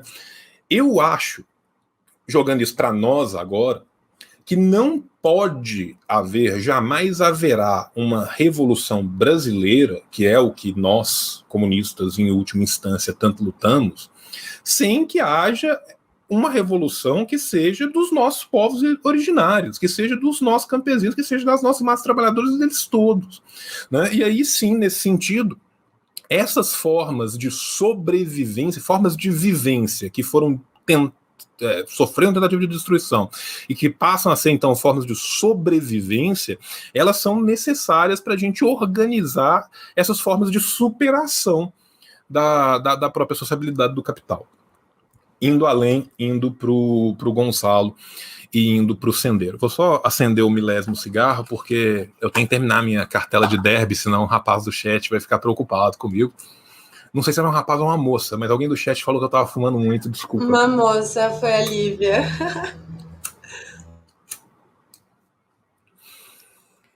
Então, teoricamente, eu acho que o presidente Gonçalo, o Abimael Guzmán, ele tem colaborações que são maravilhosas, que são incontornáveis e que merecem ser estudadas com seriedade, sem autofagia. Isso significa que eu concordo na teoria com tudo que o Guzmán fala? Não. Eu não gosto da leitura de relações internacionais do Guzmán. Eu acho que às vezes ele é muito reducionista nas críticas que ele faz à experiência coreana, à experiência cubana, por exemplo. Não gosto. E eu não sei se eu concordo com todos os aportes que ele considera universais. Mas a ideia de aportes universais, eu acho ela, sim, muito válida, fundamental e incontornável. Sobre a experiência do PCP. O Partido Comunista do Peru foi brutalmente perseguido por aquilo que foi o regime fascista mais cruel que a gente provavelmente teve na América do Sul nos últimos 40 anos, que muitas vezes a gente esquece o que foi fujimorismo, a gente esquece o que foram os períodos que o Peru teve sob a égide dos militares de direita, pseudo-nacionalistas, a gente esquece completamente isso. E pega uma crítica que é uma crítica muitas vezes simplesmente baseada naquilo que a mídia vende. Uma das coisas mais comuns que tinham e que eles faziam eram forjar massacres de camponeses, pegar uniforme, pegar gente vestido com roupa do Sendeiro, jogar lá dentro morto também, falar, tá vendo, ó, os caras do Sendeiro mataram todo mundo. Mas esse cara do Sendeiro morreu com 3 tiros na nuca, 18 horas antes do massacre, matou todo mundo. Então, assim, você tem muitas coisas que são construções que não são tão assim. Só que, e aí fazendo a parte da crítica, que eu acho que a crítica é muito justa, foi ultra-esquerdista, sim. Eu acho que foi muito ultra-esquerdista, sim. Por quê? Existiam organizações no Peru, organizações eivadas de erros, como são qualquer organização. Gente, não existe organização perfeita, não existe, sabe, assim, não existe Marcelo D2 à procura do partido perfeito, sabe, assim, existem diversos erros em toda e qualquer organização. Para mim, o erro do PCP foi se tornar ultra-esquerdista ao colocar o combate ao revisionismo acima, às vezes, da leitura, que eu considero maoísta, de entender quem são os amigos, quem são os inimigos do povo e como devem ser resolvidos os conflitos entre um e outro. Né? Porque não é o simples fato de eu virar e falar assim, porra, fulano ali está sendo revisionista nisso e tal, qual que é a solução? Ou abandoná-lo ou matá-lo. Nem sempre, né, gente? Nem sempre Tinha uma coisa ali de que não era senderista, era algo militar, necessariamente, né? Inclusive contra as organizações guerrilheiras, né? Sim. Então, assim, eu considero isso um erro. E eu acho que esse esquerdismo que acontece por causa da ideia de se colocar o revisionismo antes de qualquer outra coisa. Quando o principal problema é o revisionismo, isso acontece. Tá errado o principal problema ser o revisionismo? Não. O revisionismo ele é um problema, ele de fato causa diversos problemas. Gente,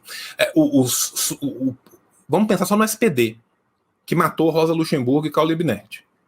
Ali está uma boa resposta de por que revisionismo é um problema. Pensa na Segunda Internacional, pensa nos créditos de guerra, pensa nisso tudo. Revisionismo é um problema gigante. É terrível. Destrói o movimento. É verdade. Agora, existem formas e formas de se falar e graus de revisionismo. E ali, qualquer um que tivesse uma vírgula para o lado entrava como revisionista. E isso, para mim, leva ao problema do esquerdismo, que minou as próprias bases do partido. Agora, é uma experiência muito impressionante. Você pensar que os caras chegaram a ter quase 40% do território do Peru é muita coisa, sabe? Nesse sentido, eu acho que às vezes o que aconteceu em Naxalbari, principalmente o que acontece hoje em Dandacarania, no Corredor Vermelho, é muito mais... É um exemplo muito melhor de como se lidar com esses problemas e construir uma luta prolongada do que às vezes é. Tenho ainda uma profunda admiração pelo Partido Comunista das Filipinas, mas eu acho particularmente que o Joma, o Sison, José Maria Sison, deu uma caminhadinha violentinha para a direita nos últimos anos e que isso reflete um pouco na luta. E agora, a situação lá é muito tensa e muito crítica, porque você tem o Duterte, que é um louco que faz propaganda paga na televisão falando que todo comunista é gay. Sabe? É tipo assim, a propaganda do cara, vocês têm que perseguir e matar os comunistas porque todos eles são gays. Ele não precisava contar isso, né? Assim, ele se vacinou, eu acho. Que não, ele estava ameaçando de prisão as pessoas que não se vacinassem. Tipo, nem o mais deslocado aí. Sabe? Então, assim... Mas, assim, nesse sentido, eu acho que é um balanço que a gente pode fazer Assim, um balanço muito rápido, obviamente, né? Um tema muito mais profundo do que isso, mas um balanço que a gente pode fazer. Ô, João, só para avisar que o Jones Manuel entrou aqui só para dizer que sua barba tá muito bonita. O camarada, ele tá concordando. Gente, que desmoralização. 1h40 aqui, destrinchando o conteúdo, análise, Jones, a galera falando da barba. Ô, Jones, você assiste a gente e compartilha, caralho. A barba do João é coisa linda, eu só não podia falar assim. Fico agradeço. Você queria uma. Depois Vamos puxar agora para o Brasil Locônia, para o nosso quadro, falando das belezas desse Brasil lindo, dessa coisa maravilhosa. A gente tem Deixa eu começar. Por que eu começo, Mari? Ozônio no cu? Não, vai. Agora você tem que começar. O que você acha do Anthony Wong, da médica lá, famosa, não vou citar o nome da figura, que dizem que aí tem 2 pessoas que morreram, a mãe do cara da Avan, e essa história, primeiro, ozônio no cu, o movimento comunista, né? É possível chegar ao comunismo sem movimento comunista? É possível a gente sobreviver no Brasil, João? Cara, então, eu a cada dia mais, assim, eu tava muito impressionado com os escritores, né, com os roteiristas de Brasil, temporada 2021, quero deixar meu parabéns para todos aqui, mas agora eu já cheguei num ponto em que eu acho que eles estão reutilizando uma outra série que é Lost. Eu acho que nós todos morremos e estamos vivendo no inferno de Lost. Sabe, assim, provavelmente cada um de nós aqui adulterou a certidão de morte da própria mãe e por isso está preso no Brasil. Porque, assim, cara, o Brasil é uma distopia, né? O Brasil é aquela coisa louca, né, cara? A gente tá entre Asimov, Dedé e o Comando Maluco, né? Então, assim, é uma coisa muito bizarra, porque, assim, ao mesmo tempo que a gente vive uma distopia, a gente imagina que vai rolar a música de Benny Hill e vai sair, tipo, um palhaço cada vez maior de um Fusca cada vez menor, assim, sabe? Esse é o Brasil que a gente vive. É assustador a gente pensar que uma empresa, né, do tamanho do que é uma Prevent Senior, né, ela consegue fazer experiências com cobaias humanas sem nenhum tipo de controle, com vários profissionais do Conselho Federal de Medicina sabendo. Então, assim, se o Brasil fosse um país sério, tinha feito uma algema gigante para prender o prédio do Conselho Federal de Medicina, porque não tem um ali, né? Então, assim, é um negócio assustador a gente pensar o grau de barbárie que a gente chegou. Agora, por mais que a gente continue a se assustar com os resultados, não haviam outros resultados possíveis, né? Então, assim, no começo do desgoverno do Bolsonaro, saiu uma tirinha muito boa, que era a época que as pessoas ainda estavam torcendo contra, né, que era uma mesa de jantar com vários castiçais, tudo de vidro e tal, e aí vinha um jumento vestido de garçom para tirar a mesa, e aí ele dava um chute na mesa, um coice na mesa e quebrava tudo. Aí o marido, com a camisa do Brasil, bolsonarista, virava para a mulher e falou assim: você torceu contra, né, Suzana? Né? Então, assim, é isso, sabe? Nós comunistas torcemos contra João, e estamos onde a gente está. Indo um pouco nisso, não escala do Édipo ao velho da Avon, como chama sua mãe? Do anti-Édipo ao anticristo, assim. Não, esse meme dele, esse meme foi maravilhoso. Esse meme do Édipo foi maravilhoso. Que o pessoal pega aquela recuperação histórica do Édipo, que é o Édipo tipo, meio assustado e com a mão assim, né? O Édipo é tipo uma criança gótica que foi acender a luz do quarto. Ele tá sempre assim quando ele é pintado historicamente. Pego no Madame Satã, no flagra. Exatamente. Batida. E assim, bicho, assim, eu queria que esse ônibus tivesse um trocador para eu perguntar em que ponto chegamos, entendeu? Mas não tem. Né? A tendência que a gente está vendo aqui é de piorar. Né? Quanto mais se a gente for pensar que dentro da institucionalidade burguesa, né, a probabilidade do Bolsonaro ser eleito síndico do seu próprio prédio, com o grau de rejeição que ele tem, é nenhuma. Né? Então, assim, se a gente de fato... O Bebendas da Barra, pelo amor de Deus, lá ele ganha. Não sei. Talvez invistam no gênio Paulo Guedes, né, que está fazendo um trabalho esplendoroso à frente da economia. Ele ganha, mas só pelos eleitores do Amoedo, né? Que vocês sabem. Sim, só, óbvio. O homem que foi roubado na última eleição, né? Então, assim, eu acho que é muito, muito plausível que a gente veja um degringolamento do bizarro e do estapafúrdio acontecendo, enquanto a gente vê concomitantemente o desmanche acontecendo ao fundo. Né? A gente tem que pensar que, ao mesmo tempo que a gente está vendo todas essas pataquadas, tipo Bolsonaro não vacinado vai comer pizza no meio da rua para tirar foto no WhatsApp para mandar para a sua base eleitoral. Bolsonaro pegar o palanque da ONU para fazer um discurso para o Telegram, para o canal do Telegram do caminhoneiro maluco foragido no México, né? E para aquele Zé Trovão. E o Zé Trovão e aquele menino lá que é Canon, que é o mais louco do Canon lá, que todo dia fala o Trump vai voltar. É para esse tipo de gente que foi feito esse discurso. Só que ao mesmo tempo que a gente está vendo isso acontecer, Pantanal está acabando, nós estamos vendo um desmatamento absurdo, não só no Pantanal, mas no Brasil inteiro. Cerrado Mineiro aqui, por exemplo, está pegando fogo, né? Ao mesmo tempo, o nosso grid elétrico, que já era ruim há 20 anos atrás, se torna cada vez mais defasado. Enquanto isso, você tem uma briga de 30 dias na rua de todos os nossos povos originários, que é completamente esquecida e obliterada pela mídia, que só pega, no máximo, algum momento em que algum que ficou muito puto porque está sendo morto, pegou um arco e flecha e armou o arco e flecha para falar que ele é bárbaro, né? Porque é só para isso que serve. A mídia burguesa só faltou pedir para acabar com a Constituição de 88, voltar a chamar de silvícola e pôr tutela. Foi só isso que faltou, né?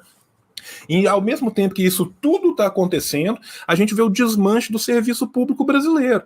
A PEC 32 caminhando no calado à noite, com o Lira trocando 8 deputados no meio 2 horas antes, colocando um relatório inteiro substitutivo às 10 horas da noite para ser votado 15 minutos depois, que foi aprovado. Né? Relatório esse que fala o que? Não, tem várias carreiras de Estado. Aí lá embaixo tem um artiguinho assim, todas as carreiras podem ser substituídas e terceirizadas. Qualquer um. Então, assim, se esse relatório passar na Câmara e depois no Senado, o que vai acontecer? Vai acontecer que a hora que necessário se fizer, se falar assim, não, nós não queremos mais que o Brasil tenha auditores fiscais. A gente vai colocar os parcetruta da empresa do 05, que faz games e auditoria fiscal. Mário Frias, troca o CNPJ aí para nós. Agora é games e auditoria fiscal. Vai ser games e auditoria fiscal. Então, assim, nós estamos vendo esse desmanche completo. Desmanche completo esse que não começou de agora. Né? Vamos lembrar, no ano que vem a saúde vai perder 25 bilhões por causa do teto. Este é um que a gente tem que bater no caixão, acordar o Temer e dar parabéns pro vampiro. Né, porque foi ele que trouxe. Quais são as 2 contribuições do Temer? Né? O Temer tinha ainda a maravilhosa programa de governo chamado Ponte para o Futuro, que era uma ponte onde os ricos passavam em cima e nós todos dormíamos embaixo. Né? E além desse marco fiscal, o que ele trouxe para nós também foi a obrigatoriedade de andar durante o dia com o farol do seu carro aceso.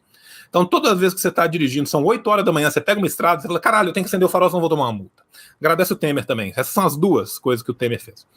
Né? Então, assim, a gente está nesse momento de barbárie. E quando a gente fala socialismo, a gente fala comunismo ou barbárie, é barbárie mesmo. É barbárie mesmo. Nós estamos falando de um país que tem mais de 70 milhões de pessoas em pobreza, né? Diferentes tipos de pobreza, é claro, nem todos estão abaixo da linha da pobreza, mas todos estão vivendo em pobreza, né? Um país que cada vez mais tem menos gente empregada e mais gente na informalidade completa, total e restrita, é Uber de dia, bolo de pote enquanto está dentro do Uber, né? E dorme programando e atendendo telefonema para call center, né? Esse é o país que nós estamos vivendo aqui agora.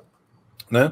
E esse é um país que foi construído propositadamente e que teve mais 40 bilionários durante o período da pandemia. 600 mil mortos, 40 bilionários. Às vezes, gente, a gente não sabe o que é um bilionário. Eu sei que eu sou repetitivo nisso, eu falo isso em vários lugares, mas eu vou falar de novo. Se você gastar R$1 por dia, você gasta R$1 por segundo, desculpa. Se você gastar R$1 por segundo, você gasta 11 dias para gastar R$1 milhão. Sabe quanto tempo você gasta para gastar 1 bilhão? 34 anos.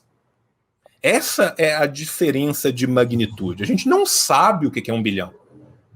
A gente não consegue imaginar o que é 1 bilhão. O que nós estamos falando é que morreram 600 mil pessoas, 2 milhões estão abaixo da linha da pobreza extrema. Nós temos 14 milhões de desempregados para que 40 sujeitos possam gastar R$1 por segundo durante 34 anos. Esse é o modelo que a gente vive hoje. Né? Então, assim, quem além desses 40 e dos seus comparsas e dos seus cupinchas pode, de fato, defender este modelo sem estar dando um tiro no próprio pé e amarrando uma corda no próprio pescoço? Esse é o nosso trabalho. Nosso trabalho é mostrar isso. Nosso trabalho é, infelizmente, mostrar que, de fato, cada dia mais as pessoas só têm a perder os próprios grilhões. É isso. Depois dessa, esse é o último, João? Ou você abriu outro maço? Não, eu ainda tenho aqui. Puta que pariu. Deixa o homem, gente. Ainda bem que eu... É o famoso estronca-peito. Se eu quiser fumar, eu fumo. Se eu quiser beber, eu bebo. Não é assim? Qual foi? Eu sou viciado em café, mas É não é lá. fácil. Cada um com as suas. Ah, deixa eu... É o combo. É Campari e Derby, assim. Não, mas Campari é igual a vida, né? Quem não sabe aproveitar é amargo, quem sabe é doce. Sinar e Samarino. Sim, também. Sinar, Derby e Rivotril, assim. Aí é bom, aí é bom. Pra que Rivotril? Pra que O Rivotril? cara Campari? manda logo um combo. É o combo para aturar o período bolsonarista. Para aturar é muito difícil, cara. Mas é isso, assim, a gente tem que manter, né, o otimismo da vontade, consciente do pessimismo da razão. Né? Agora, apesar de todos os pesares, né, a grande cal sobre o céu, a situação é maravilhosa, para citar o mal. Né? Então, assim, infelizmente, neste tipo de situação também, se cresce, se avança a luta de classes. Muita gente acaba se apercebendo da pior forma possível. Eu sinto muitíssimo, sabe, gente? Ninguém quer que a pessoa se desperte para a sociedade terrível que nós vivemos, ao sentir no lombo a dor do chicote. Mas às vezes é quando o chicote bate no lombo que a pessoa acorda. Né? Então, assim, isso também causa uma oportunidade. Qual oportunidade que é essa? A oportunidade de avançar esse horizonte revolucionário, porque revolução é construção, sabe? Assim, revolução não cai do céu, e a gente não é comunista porque a gente leu alguma coisa, ou porque a gente acredita simplesmente que isso vai acontecer. A gente é por causa da construção, essas coisas são construídas. Então, cada pedrinha que a gente põe, cada tijolinho que a gente põe, a gente vai construindo nossa muralha, vai construindo nossa fortaleza e vai avançando, né? Então, assim, muito mais do que não passar, eu quero é avançar, sabe? Eu quero é avançar a consciência de classe das pessoas, eu quero que as pessoas estejam organizadas e eu quero que a gente caminhe em direção de sermos nós mesmos a ponte que tirará o ser humano da sua pré-história. Né? E eu acho que, apesar de todos os pesares, as oportunidades vão se figurando, as oportunidades vão aparecendo, tá? Então, é isso. João, obrigado. Quase 2 horas aqui, foi maravilhoso. Obrigado por ter aceitado nosso convite aí. As portas aqui estão, as portas da esperança estão sempre abertas aqui. Vamos conversar. Mais cedo do que tarde. Antes nunca, depois apareça aqui em São Paulo para a gente virar. A gente traz o Alexandre de novo. Obrigado, João. Eu que agradeço, gente. Eu vou ir aí em São Paulo, eu só tenho que vacinar de novo, porque aqui em Minas está muito atrasado. E eu só tomei a primeira, então... Vem vacinar aqui. Tá rolando até os adolescentes. Não, eu sei, dá vontade, viu? Dá vontade de pegar o busão, meter 232 máscaras e lacrado no papel celofane com um tubinho, com um canudo na boca, com um filtro e vacinar aí. Mas assim que eu conseguir, eu tenho que dar um pulo. E aí quero dar um pulo aí na sede pra gente poder fazer isso ao vivo. Né, que aí eu não apenas bebo, eu não apenas fumo, como também bebo. Aí fica bem melhor. Campari, pode ser. O que vocês tiverem aí, eu tô. Beijo. Obrigada, João. Valeu, pessoal. Gente, obrigado. Até a próxima.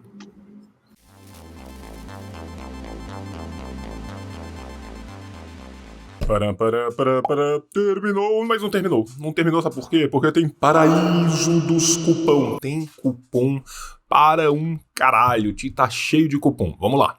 Assim disse João. Cupom nas Ciências Revolucionárias. Se você quiser entrar, o link tá aparecendo aí.